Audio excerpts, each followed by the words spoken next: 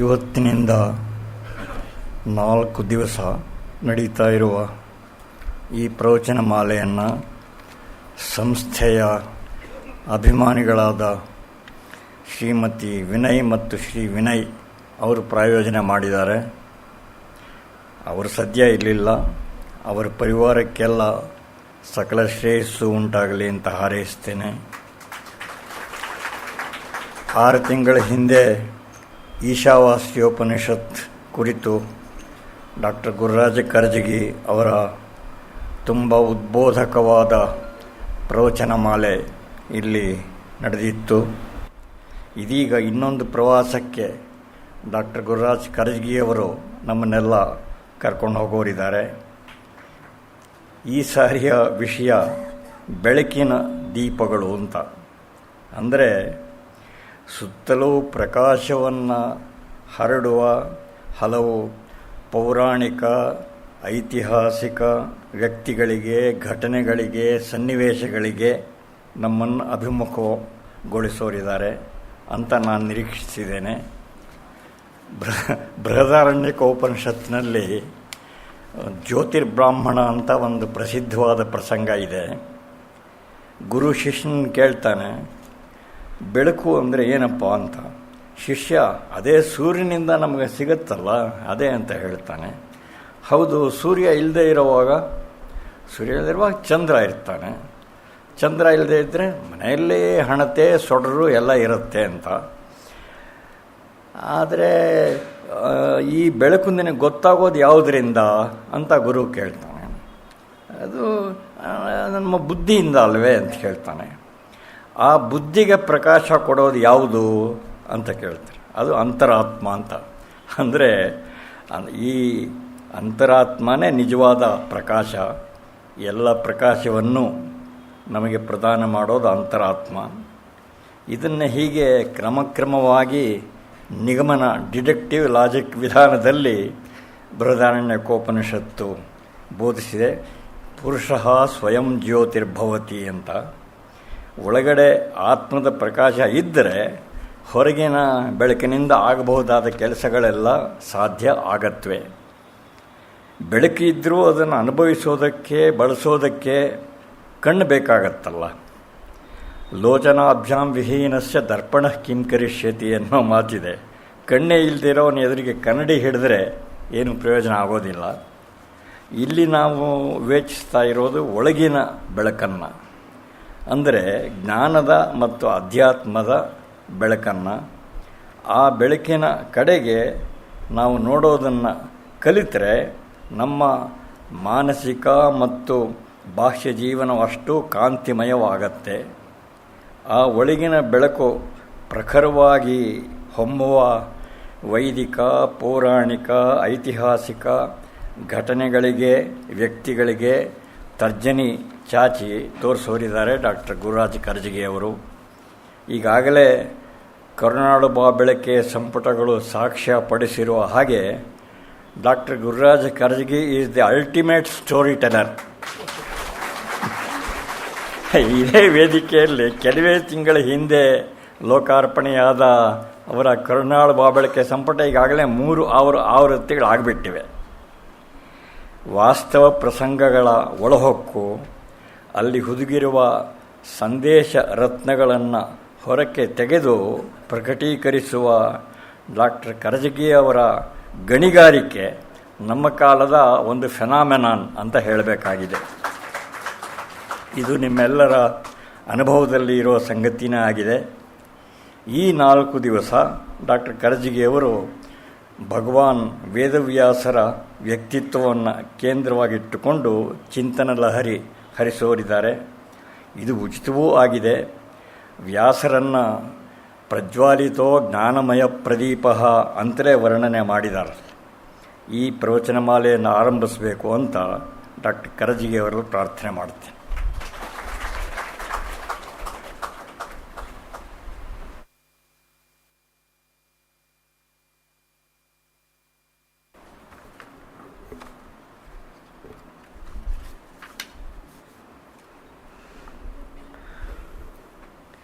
ಎಲ್ಲ ಸಹೃದಯರಿಗೆ ನಮಸ್ಕಾರ.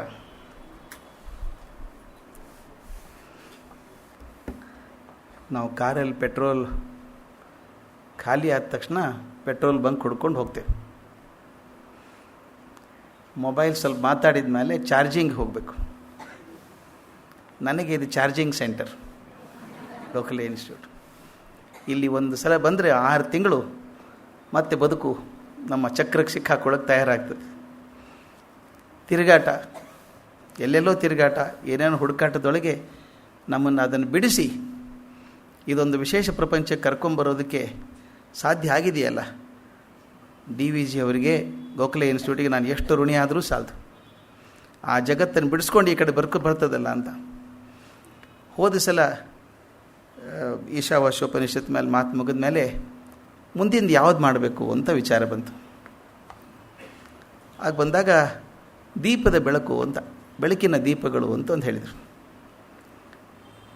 ಎಲ್ಲ ದೀಪಗಳು ಬೆಳಕು ಕೊಡ್ತಾರೆ, ಬೆಳಕಿನ ದೀಪ ಅಂತ ಹೇಳೋದೇನು? ಆಗಲೇ ಡಾಕ್ಟರ್ ರಾಮಸ್ವಾಮಿ ಅವರು ಹೇಳಿದ ಹಾಗೆ, ಬರೀ ಹಣತೆ ಇದ್ದರೆ ಬೆಳಕು ಬರೋಲ್ಲ, ಹಣತೆ ಒಳಗೆ ಎಣ್ಣೆ ಇದ್ದರೂ ಬೆಳಕು ಬರೋಲ್ಲ, ಅದರೊಳಗೆ ಬತ್ತಿ ಇದ್ದರೂ ಬೆಳಕು ಬರೋಲ್ಲ. ಆದರೆ ಯಾವಾಗ ಅದಕ್ಕೊಂದು ಕಿಡಿ ಹತ್ಕೊಳ್ಳುತ್ತೋ, ಒಂದು ಬೆಂಕಿ ಮುಟ್ಟಿದಾಗ ಮಾತ್ರ ಅದು ಬೆಳಕು ಕೊಡೋಕ್ಕೆ ಶುರು ಆಗ್ತದೆ. ಹಾಗೆ ನಾವಿಷ್ಟೊಂದು ಜನ ಭೂಮಿಗೆ ಬಂದಿದ್ದೇವೆ. ಕೆಲವು ಹಣತೆಗಳಾಗೇ ಹೋಗ್ಬಿಡ್ತೇವೆ, ಕೆಲವು ಎಣ್ಣೆ ತುಂಬಿದ ಹಣತೆಗಳಾಗಿ ಹೋಗ್ತೇವೆ, ಕೆಲವು ಎಣ್ಣೆ ಇದೆ, ಬತ್ತಿ ಇದೆ, ಹಾಗೆ ಹೋಗ್ತೇವೆ. ಕೆಲವರು ಪುಣ್ಯವಂತರು ಮಾತ್ರ ತಮ್ಮ ಸಾಧನೆಯ ಶಕ್ತಿಯಿಂದ ಆ ಬತ್ತಿಗೆ ಕಿಡಿ ಹಚ್ಚಿಕೊಂಡು ತಾವು ಉರಿಯೋದಲ್ಲದೇ ಪ್ರಪಂಚಕ್ಕೆ ಬೆಳಕು ಕೊಟ್ಟು ಹೋಗ್ತಾರೆ. ಅಂತಹ ಸಾಧಕರ ಕೆಲವು ಜೀವನಗಳನ್ನು ನೋಡಬೇಕು ಅಂತ ಅನ್ನಿಸ್ತು. ಸಾಧಕರು ಹಿಂದೆ ಇದ್ದರು, ಇವತ್ತು ಇದ್ದಾರೆ, ಮುಂದೂ ಇರ್ತಾರೆ. ಅದನ್ನು ಕಾಣುವ ಕಣ್ಣು ಬೇಕಾಗ್ತದೆ. ಈಗ ನಾನು ಬೆಳಕಿನ ದೀಪಗಳು ಅಂತ ಹೇಳಿದಾಗ ಅತ್ಯಂತ ಸುಂದರವಾಗಿ ನನಗೆ ಅತ್ಯಂತ ಗೌರವಾನ್ವಿತರಾದಂಥ ಡಾಕ್ಟರ್ ರಾಮಸ್ವಾಮಿ ಅವರು ಹೇಳಿದರು, ಇದು ಹೊರಗಿನ ಕಣ್ಣಲ್ಲ, ಇದು ಬೇಂದ್ರೆ ಹೇಳ್ದಂಗೆ ಇದು ಬರೀ ಬೆಳಕಲ್ಲೋ ಅಣ್ಣ ಅಂತಂದಂಗೆ. ಹೊರಗಿನ ಕಣ್ಣು ನೋಡೋಕ್ಕಾಗೋದಿಲ್ಲ, ಒಳಗಿನ ಕಣ್ಣಿಂದ ನೋಡಬೇಕು. ನೋಡಿದಾಗ ಆ ವ್ಯಕ್ತಿಗಳು ಹೇಗೆ ಬದುಕಿದ್ರು, ಎಷ್ಟು ಚೆನ್ನಾಗಿ ಬದುಕಿದ್ರು. ಬದುಕೋದೊಂದೇ ಅಲ್ಲ, ನಮ್ಮ ಜೀವನಕ್ಕೆ ಕೂಡ ಬೆಳಕು ಕೊಟ್ಟು ಹೋದ್ರಲ್ಲ, ಆಶ್ಚರ್ಯ ಅನಿಸ್ಬಿಡುತ್ತೆ. ನಾನು ಹಿಂದಕ್ಕೊಂದು ಸಲ ಹೇಳಿದ್ದೆ ಅದನ್ನು. ಕೃಷ್ಣನ ಬಗ್ಗೆ ಒಂದು ಧ್ಯಾನ ಶ್ಲೋಕದಲ್ಲಿ ಬರುವಂಥದ್ದು, ವಸುದೇವ ಸುತಂ ದೇವಂ ಕಂಸ ಚಾಣೂರ ಮರ್ದನಂ ದೇವಕೀ ಪರಮಾನಂದಂ ಕೃಷ್ಣಂ ಒಂದೇ ಜಗದ್ಗುರುಂ. ಶಬ್ದಾರ್ಥ ನೋಡಿದರೆ ತುಂಬ ಸುಲಭವಾದಂಥದ್ದು ಅದರ್ಥ. ವಸುದೇವನ ಮಗ ಕೃಷ್ಣ, ದೇವಕೀ ಪರಮಾನಂದಂ, ತಾಯಿಗೆ ತುಂಬ ಸಂತೋಷ ಆಯಿತು. ಕಂಸ ಚಾಣೂರ ಮರ್ದನ, ಕಂಸ ಚಾಣೂರನ ಕೊಂದು ಹಾಕಿದ. ಕೃಷ್ಣಂ ಒಂದೇ ಜಗದ್ಗುರು, ಅಂಥ ಕೃಷ್ಣನ ನಮಸ್ಕಾರ ಮಾಡ್ತೀನಿ ಅಂತ. ನಾನು ಯಾವಾಗಲೂ ಈ ಪದ್ಯವನ್ನು ಬೇರೆ ರೀತಿಯಿಂದಲೇ ನೋಡಿದ್ದೆ. ನನಗೆ ವಿಶೇಷ ಅರ್ಥ ಕೊಟ್ಟಂಥದ್ದು ಇದು ಶ್ಲೋಕ. ವಸುದೇವ ಸುತಂ ದೇವಂ ಕರೆಕ್ಟ್, ವಸುದೇವನ ಮಗ ಕೃಷ್ಣ. ದೇವಕೀ ಪರಮಾನಂದಂ, ಕೃಷ್ಣ ಪುಣ್ಯವಂತ.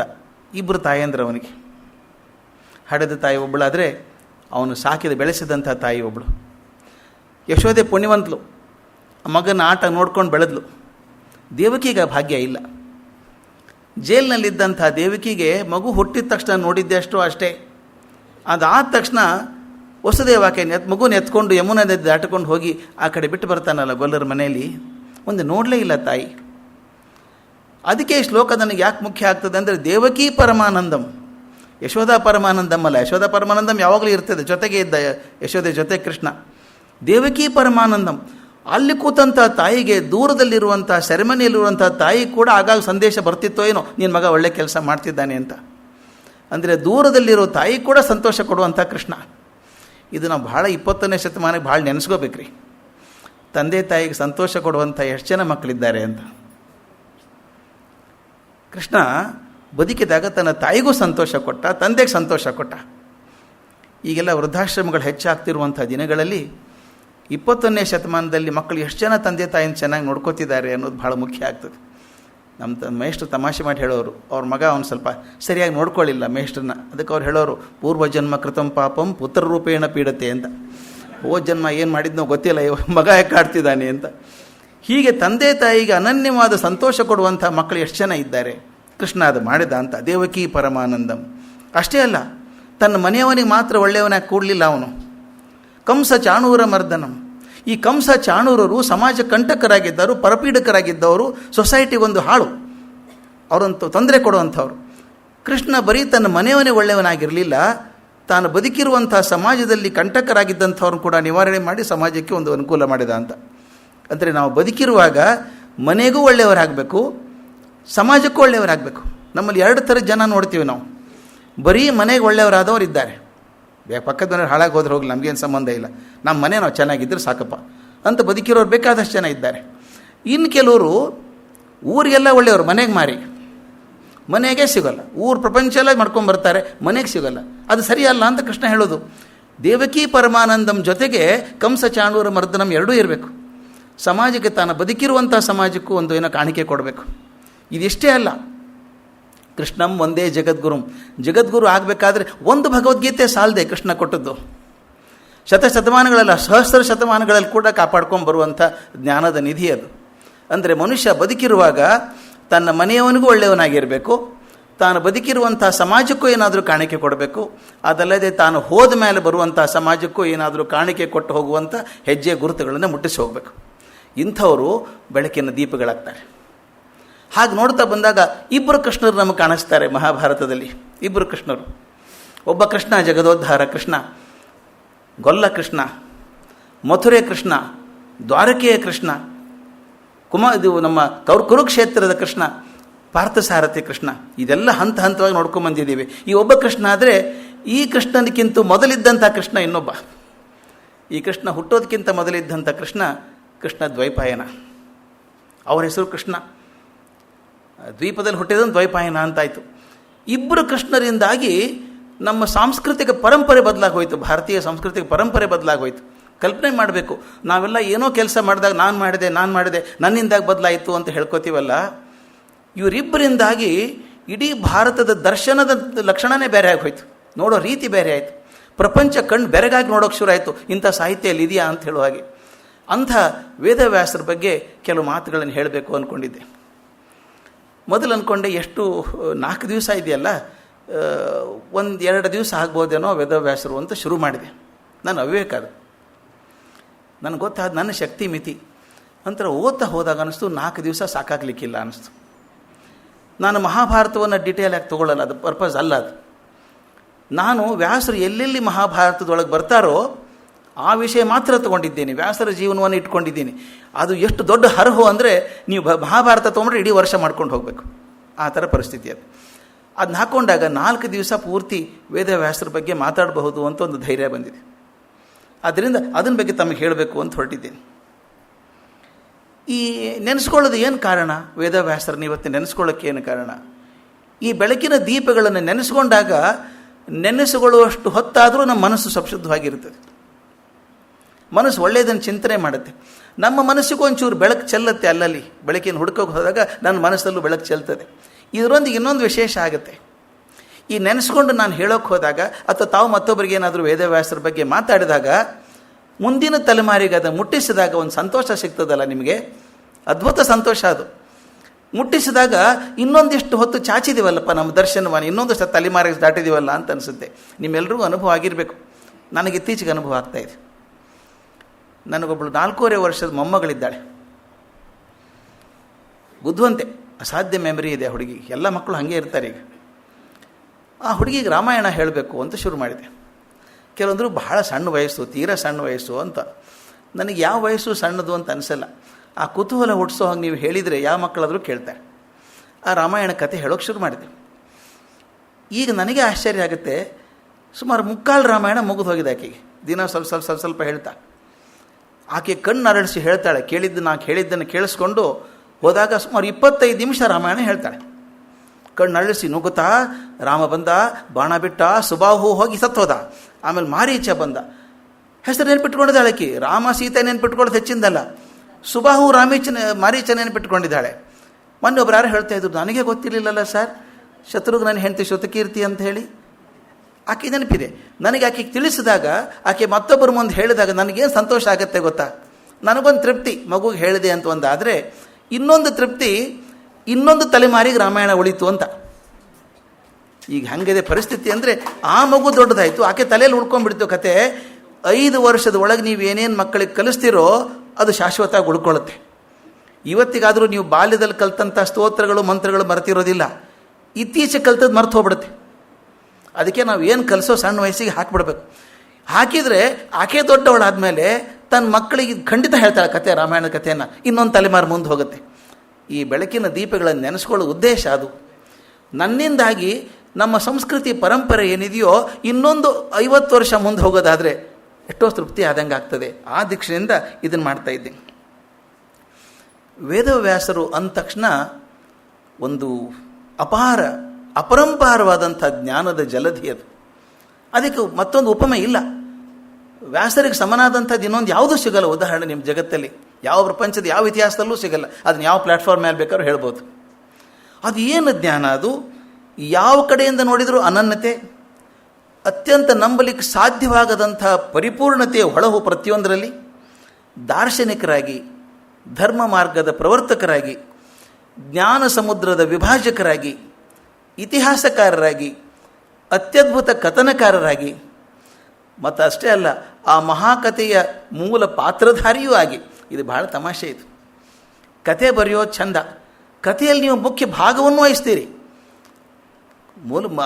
ಮೂಲ ಪಾತ್ರ ವ್ಯಾಸರದಿದೆ ಮಹಾಭಾರತದೊಳಗೆ. ಪಾತ್ರಧಾರಿಯೂ ಆಗಿ ಮತ್ತಿನ್ನೊಂದು ಪಾತ್ರಧಾರಿ ಆದಮೇಲೆ ಅದರ ನಿರೂಪಣೆ ಹೇಳೋದು ಬಹಳ ಕಷ್ಟ. ಈ ತಮಾಷೆ ಮಾಡ್ಕೊಳ್ಳಿ, ಯಾರೋ ಕ್ರಿಕೆಟ್ ಆಡ್ತೀರಿ, ಇನ್ಯಾರೋ ಕಾಮೆಂಟ್ರಿ ಹೇಳ್ಬೋದು. ತಾನೇ ಬಂದು ಕಾಮೆಂಟ್ರಿ ಹೇಳ್ಕೊಂಡ್ರೆ ಹೆಂಗಿರುತ್ತೆ? ಬಹಳ ಕಷ್ಟ ಅದು. ಆದರೆ ತಾನೇ ಮೂಲ ಪಾತ್ರಧಾರಿಯಾಗಿ ಕೂಡ ಅತ್ಯಂತ ನಿರ್ಮಮತೆಯಿಂದ ನಿಷ್ಪಕ್ಷಪಾತವಾಗಿ ಬರೆಯೋದಿದೆಯಲ್ಲ, ಹಿಂಗಾಯಿತು ಅಂತ ಹೇಳಿ ಬರೆಯೋದು. ನಿರ್ಮಮೋ ನಿರಹಂಕಾರ, ಏನೋ ಪ್ರೀತಿಯಲ್ಲಿ ಯಾರ ಬಗ್ಗೆನೂ ಅದು ಏನಾಯಿತು, ಧರ್ಮದ ಹಾದಿ ಹಿಂಗಿದೆ ಅಂತ ತಿಳ್ಕೊಂಡು ಹೋಗುವಂಥದ್ದು. ಒಂದು ತೊಗೊಂಡು ಹೋಗೋಣ, ಭಾಳ ಚೆನ್ನಾಗಿ ಬರುತ್ತೆ ಮುಂದದು. ಸರ್ವಕಾಲಕ್ಕೂ ಸಲ್ಲಬಹುದಾದಂಥ ಅನಾದಿ ಜ್ಞಾನದ ಮೂಲ ಮಂತ್ರ ಅನಿಸಿದ ಭಗವದ್ಗೀತೆಯನ್ನು, ಅದರ ರಹಸ್ಯಾರ್ಥವನ್ನು ನಮಗೆ ಕೊಟ್ಟು ನಿಜವಾಗಿಯೂ ಅಧ್ಯಾತ್ಮದ ಬೆಳಕಿನ ಬೆಳಕಾದಂಥ ಮತ್ತು ಚಿರಂಜೀವಿಯಾಗಿ ಉಳಿದಂಥ, ನಾವೆಲ್ಲ ನಂಬುತ್ತೇವೆ ವ್ಯಾಸರು ಚಿರಂಜೀವಿಯಾಗಿದ್ದಾರೆ, ಬದ್ರಿಕಾಶ್ರಮದಲ್ಲಿದ್ದಾರೆ ಅಂತ ನಂಬಿಕೊಳ್ಳೋದು. ಬಹುಜನರಿಂದ ವಿಷ್ಣುವಿನ ಅವತಾರವೇ ಅಂತ ಅನಿಸ್ಕೊಂಡದ್ದು ಅಂಥ ವ್ಯಾಸರು. ಹಾಗಿರುವಂಥ ಪ್ರದೀಪ ನಮ್ಮ ವೇದವ್ಯಾಸರು. ನಾನು ಪ್ರದೀಪ ಅಂತ ಹೇಳಿದೆ. ಈ ಪ್ರದೀಪ ಅನ್ನೋ ಪದ ಬಹಳ ಚಂದ ಪದ ಇದು. ಪ್ರಜ್ವಾಲಿತೋ ಜ್ಞಾನಮಯ ಪ್ರದೀಪ ಅಂತ. ದೀಪ ಪ್ರದೀಪ ಭಾಳ ಚಂದ ನನ್ನ ಗುರುಗಳು ವರ್ಣನೆ ಮಾಡೋರು ಅದನ್ನು. ದೀಪ ಅಂದರೆ ಬೆಳಕು ಕೊಡುವಂಥದ್ದು, ಪ್ರದೀಪನೂ ಬೆಳಕು ಕೊಡುವಂಥದ್ದೇ. ವ್ಯತ್ಯಾಸ ಏನು? ಮಕ್ಕಳಿಗೆ ಪ್ರದೀಪ ಅಂತ ಹೆಸರು ಇಟ್ಬಿಡ್ತೇವೆ, ಅದರ ಅರ್ಥ ಏನು ಅಂತ ಗೊತ್ತಿರಬೇಕು. ಪ್ರದೀಪ ಅಂದರೆ ಯಾವ ದೀಪ ತನ್ನ ಸ್ವಶಕ್ತಿಯಿಂದ ಬೆಳಗ್ತದೋ, ಸರ್ವಕಾಲಕ್ಕೂ ಬೆಳಗ್ತದೋ, ಅದರಿಂದ ಬೇರೆ ದೀಪಗಳನ್ನು ಹಚ್ಚಿಕೊಳ್ಳೋಕೆ ಸಾಧ್ಯ ಆಗ್ತದೋ ಆ ಮೂಲ ದೀಪ ಪ್ರದೀಪ. ಅಲ್ಲಿಂದ ಬೇರೆ ದೀಪಗಳನ್ನು ಹಚ್ಕೋಬೋದು. ಇದು ಹೊರಗಿನ ದೀಪ ಬೆಳಕು ಬೇಕಾಗಿಲ್ಲ, ಅದಕ್ಕೆ ತನ್ನ ಸ್ವಶಕ್ತಿಯಿಂದ ಉರಿಯತಕ್ಕಂಥದ್ದು. ಅಂಥ ಪ್ರದೀಪ ವೇದವ್ಯಾಸರು. ಯಾಕಂದರೆ ಒಂದು ಮಹಾಭಾರತದ ಅದೆಷ್ಟು ದೀಪಗಳು ಹತ್ಕೊಳ್ತೋ, ಅದೆಷ್ಟು ಚರ್ಚೆ ಆಯಿತು. ಇತ್ತೀಚೆಗೆ ಒಂದು ಮುನ್ನುಡಿ ಬರೆದೆ ಒಂದು ಪುಸ್ತಕಕ್ಕೆ ನಾನು. ಅವು ನೆನೆಸ್ಕೊಂಡೆ ವೇದವ್ಯಾಸರನ್ನ, ಏನು ಅಪಾದ್ಯ ಶಕ್ತಿ ಅದು ಅನಿಸ್ಬಿಡ್ತದೆ. ಅವರು ಬರೆದದ್ದು ಇತಿಹಾಸ, ಅದು ಮೈಥಾಲಜಿ ಅನ್ನೋ ಪದ ನನಗೆ ಸೇರಲ್ಲ. ಅದು ಮಿಥ್ ಅಂತಂದರೆ ಇಲ್ಲಾರ್ದು, ಕಲ್ಪನೆ ಮಾಡಿದ್ದು ಅಂತ ಆಗ್ತದೆ. ಅದು ನನ್ನ ಮಟ್ಟಿಗೆ, ನಮ್ಮ ಮಟ್ಟಿಗೆ, ಭಾರತೀಯರ ಮಟ್ಟಿಗೆ ಹೇಳೋದಾದರೆ ಇತಿಹಾಸನೇ ನಮ್ಮ ಮಹಾಭಾರತ. ಅದು ಕಥೆ, ಕಲ್ಪನೆ ಕಥೆ ಅಲ್ಲ ಅದು. ಆದರೆ ಒಂದು ಇತಿಹಾಸ ಕಾವ್ಯ ಆಗಬೇಕಾದ್ರೆ ಒಂದು ಸ್ವಲ್ಪ ಶತಮಾನಗಳ ನಂತರ ಆಗ್ತದೆ. ತಾವು ಗಮನಿಸಿದರೆ ವ್ಯಾಸ ಭಾರತದಿಂದ ದೂರ ಬಂದು ಕುಮಾರವ್ಯಾಸನ ಸ್ಥಾನಕ್ಕೆ ಬನ್ನಿ, ಪಂಪನ ಸ್ಥಾನಕ್ಕೆ ಬನ್ನಿ, ಅವ್ರು ಬರೆದಾಗ ಪಾತ್ರಗಳು ಹೆಂಗೆ ಬದಲಾಗಿಬಿಡ್ತವೆ ಅಂತ. ಆದರೆ ಕುಮಾರವ್ಯಾಸ ಬರೆದದ್ದು ಕಾವ್ಯ, ಪಂಪ ಬರೆದದ್ದು ಕಾವ್ಯ, ವೇದವ್ಯಾಸರು ಬರೆದದ್ದು ಇತಿಹಾಸ. ಇತಿಹಾಸ ಇದ್ದದ್ದು ಕಾವ್ಯ ಆಗಬೇಕಾದ್ರೆ ಹೆಂಗೆ ಬದಲಾವಣೆ ಆಗ್ತದೆ. ಕವಿ ಪ್ರತಿಭೆಯಿಂದ ಕುಮಾರವ್ಯಾಸ ಒಂದು ಪಾತ್ರ ಸೃಷ್ಟಿ ಮಾಡ್ತಾನೆ. ಕರ್ಣನ ಪಾತ್ರ ಸೃಷ್ಟಿ ಮಾಡ್ತಾನೆ, ಅದ್ಭುತ ಪಾತ್ರ ಸೃಷ್ಟಿ ಮಾಡ್ತಾನೆ. ಕರ್ಣನ ಬಗ್ಗೆ ನಮ್ಮ ಮನಸ್ಸಲ್ಲಿ ಕರುಣೆ ಬರೋ ಹೋಗಿ ಮಾಡ್ತಾನೆ. ಅಯ್ಯೋ ಪಾಪ ಕೃಷ್ಣ ಹೊಕ್ಕಿರಿದನೋ ಮಾಧವನು ಅಂತ ಹೇಳ್ತಾನೆ. ಮೋಸ ಮಾಡಿಬಿಟ್ಟ ಕೃಷ್ಣ ಅನ್ನೋ ಹಾಗೆ. ಆದರೆ ವ್ಯಾಸರಲ್ಲಿ ಯಾವುದಾವುದೂ ಇಲ್ಲ. ಅವ್ರ ಪ್ರಕಾರ ಕರ್ಣ ಒಬ್ಬ ವಿಲನ್, ಖಳನಾಯಕನೇ ಅವನು. ಅಂದರೆ ಎಷ್ಟು ಖಚಿತವಾಗಿ ಹೇಳಬೇಕಾದದ್ದು ಮಾತು ಹೇಳ್ತಾರೆ ಅವರು. ಆದರೆ ಈ ದೂರದಿಂದ ನಿಂತು ನೋಡಿದಾಗ ಬೆಟ್ಟ ತುಂಬ ಚೆನ್ನಾಗಿ ಕಾಣುತ್ತಲ್ಲ, ಓಹ್ ಏನು ಚೆನ್ನಾಗಿದೆ ರೀ, ಬ್ಯೂಟಿಫುಲ್. ಅದು ನೋಡ್ತೀವಿ ಅಂತ ನೀಲಗಿರಿ ಬ್ಲೂ ಆಗಿ ಕಾಣುತ್ತೆ, ಬ್ಲೂ ಮೌಂಟೇನ್ ಥರ ಕಾಣುತ್ತೆ ದೂರಿಂದ, ಎಷ್ಟು ಚಂದ. ಓಹೋ, ಫೋಟೋ ತೆಗೆದಿದ್ದು ಹತ್ತಿರ ಹೋಗಿ ನೋಡಿ ಆ ಕೊರಕಲು ಕಂದಕ ಎಲ್ಲ ಕಾಣುತ್ತೆ. ಆದರೆ ದೂರ ನಿಂತು ನೋಡಿದಾಗ ಚಂದ ಕಾಣಿಸುತ್ತೆ. ಕಾವ್ಯ ಹಾಗೆ ಇತಿಹಾಸವನ್ನು ದೂರದಿಂದ ನೋಡಿದಾಗ ಬೇರೆ ಆಗುವಂಥದ್ದು. ಇತಿಹಾಸವನ್ನು ಬರೀಬೇಕಾದ್ರೆ ಭಾಳ ಚುರುಕಾದ ಪ್ರಜ್ಞೆ ಇರಬೇಕಾಗ್ತದೆ, ನಿಷ್ಪಕ್ಷವಾಗಿ ನೋಡುವಂಥ ಮನಸ್ಸಿರಬೇಕಾಗ್ತದೆ. ಅಂಥ ಮನಸ್ಸು ಇಟ್ಕೊಂಡ್ಬರ್ದವರು ವೇದವೇ. ಇಷ್ಟು ಅತ್ಯಂತ ಪೂಜನೀಯ ಸ್ಥಾನವನ್ನು ಪಡ್ಕೊಂಡಂಥ ವ್ಯಕ್ತಿ ಬಹುಶಃ ಪ್ರಪಂಚದ ಇತಿಹಾಸದಲ್ಲಿ ಇನ್ನು ಯಾರೂ ಇಲ್ಲ ಅನ್ನಿಸ್ತು. ಅದಕ್ಕೆ ಬೆಳಕಿನ ದೀಪಗಳು ಅಂತ ಅಂದ್ಕೊಂಡಾಗ ನನ್ನ ಮೊಟ್ಟ ಮೊದಲಿಗೆ ನನ್ನ ತಲೆಗೆ ಬಂದದ್ದು ವೇದವ್ಯಾಸರು ಮಾತ್ರ, ಇನ್ಯಾರೂ ಬರೋಕ್ಕೆ ಸಾಧ್ಯ ಇಲ್ಲ. ಯಾವುದೇ ಜ್ಞಾನದ ಸ್ರೋತ ಮೂಲ ಸೂತ್ರಗಳು ಹುಡ್ಕೊಂಡು ಹೋದಾಗ ಕೆಲವು ಜನ ಸಿಗ್ತಾರೆ. ಅಂಥದ್ರೊಳಗೆ ವೇದವ್ಯಾಸರು ಪ್ರಮುಖರಾದವರು ಅಂತ. ಅನೇಕ ಶತಮಾನಗಳವರೆಗೆ ಅನೇಕ ಮಹರ್ಷಿಗಳಿಗೆ, ದೃಷ್ಟಾರರಿಗೆ ಪ್ರತ್ಯಕ್ಷವಾಗಿದ್ದಂಥ ವೇದ ಮಂತ್ರಗಳದ್ದು ಒಂದು ದೊಡ್ಡ ಕಾಡೆ ಆಗಿತ್ತು. ಕಾಡು ಥರ ಹರಡ್ಕೊಂಡಿದ್ದನ್ನು ಒಂದು ಕ್ರಮ, ಒಂದು ವ್ಯವಸ್ಥೆ ಒಳಪಡಿಸಿ ಅವುಗಳನ್ನು ಋಗ್ವೇದ, ಸಾಮವೇದ, ಯಜುರ್ವೇದ, ಅಥರ್ವಣ ವೇದ ಅಂತ 4 ಭಾಗಗಳನ್ನಾಗಿ ಮಾಡಿ ಅದಕ್ಕೆ ಹೇಳಿದ್ರಿಂದಾನೇ ಅವ್ರ ಹೆಸರು ವೇದವ್ಯಾಸ ಅಂತ ಆದದ್ದು. ವೇದಗಳನ್ನು ಭಾಗ ಮಾಡಿದವರು ಅಂಥೇಳಿ ವೇದವ್ಯಾಸ ಅಂತ ಆದವರು. ಮಹಾಭಾರತದ ಸುರಮ್ಯ ಕಥೆಯನ್ನು ಹೇಳಿದವರವರು. ಇಡೀ ಮನುಕುಲವೇ ತಲ್ಲಣವಾಗುವಂಥ ಮಹಾಯುದ್ಧದೊಂದಿಗೆ ಮುಗಿಯುವಂಥ ಮಹಾಭಾರತ ಸಣ್ಣ ಯುದ್ಧ ಅಲ್ಲ, ಒಂದು ಗ್ರೇಟೆಸ್ಟ್ ವಾರ್ಸ್. 18 ಅಕ್ಷೋಹಿಣಿ ಸೈನ್ಯ ಹೋಗಬೇಕಾದ್ರೆ 18 ದಿವಸದಲ್ಲಿ ಅದೆಂಥ ಯುದ್ಧ ಆಗಿದ್ದಿರಬೇಕು. ಅಂಥ ಮನುಷ್ಯ ತಲ್ಲಣ ಬಡುವಂಥ ಮಹಾಯುದ್ಧದೊಂದಿಗೆ ಕೊನೆಗೊಳ್ಳುವಂಥ ಕಥೆಯನ್ನು ಬರೆದ ಮೇಲೆ ಸ್ವಲ್ಪ ಮನಸ್ಸಿಗೆ ಸಂಕಟ ಆಯ್ತಂತೆ ವೇದವ್ಯಾಸರಿಗೆ. ಇಷ್ಟು ದೊಡ್ಡ ಕಾವ್ಯ ಬರೆದ್ರು ಮನಸ್ಸಿಗೆ ಸಮಾಧಾನ ಆಗದೆ ಹೋದಾಗ ಯಾರೋ ನಾರದರು ಹೇಳ್ತಾರೆ ಅವರಿಗೆ, ಅಯ್ಯ ನೀ ಬರೆದಿದ್ದೀಯಾ, ಕೃಷ್ಣನ ಬಗ್ಗೆ ಬರೆದಿದ್ದೀರಿ ನಿಜ ಅದರೊಳಗೆ, ಆದರೆ ಬರೀ ಕೃಷ್ಣನ್ ಬರೀಲಿಲ್ಲ, ಪಾಲಿಟಿಕ್ಸು ಸೇರ್ಕೊಂತ ಅದರೊಳಗೆ. ಈ ಪಾಲಿಟಿಕ್ಸ್ ಬಂದರೆ ಮನಸ್ಸಿಗೆ ತಳ್ಳನ್ನು ಆಗೋದೆ, ಮತ್ತು ಇನ್ನೇನಾಗೋಕ್ಕೆ ಸಾಧ್ಯ ಇಲ್ಲ. ಆದ್ದರಿಂದ ಅದೆಲ್ಲ ಬರೆದು ಕೃಷ್ಣನ್ ಬರೆದಿದ್ದೀರಿ, ಇನ್ನು ಮನಸ್ಸಿಗೆ ಶಾಂತಿ ಸಿಗಬೇಕಾದ್ರೆ ಬರೀ ಕೃಷ್ಣಂದೇ ಬರೀರಿ ಅಂತ ಹೇಳಿ ಅದಕ್ಕೆ ಕೃಷ್ಣನ ಕಥೆಯನ್ನು ಬರೆದು ಭಾಗವತ ಬರೆದರು. ಮಹಾಭಾರತ ಆದಮೇಲೆ ಭಾಗವತ ಬರೆದರು. ಬ್ರಹ್ಮಸೂತ್ರ ಬರೆದರು. ಭಕ್ತಿ ಕರ್ಮ ಜ್ಞಾನಗಳ ಸಮನ್ವಯ ಆಗುವಂಥ ಬ್ರಹ್ಮಸೂತ್ರಗಳನ್ನು ಬರೆದರು.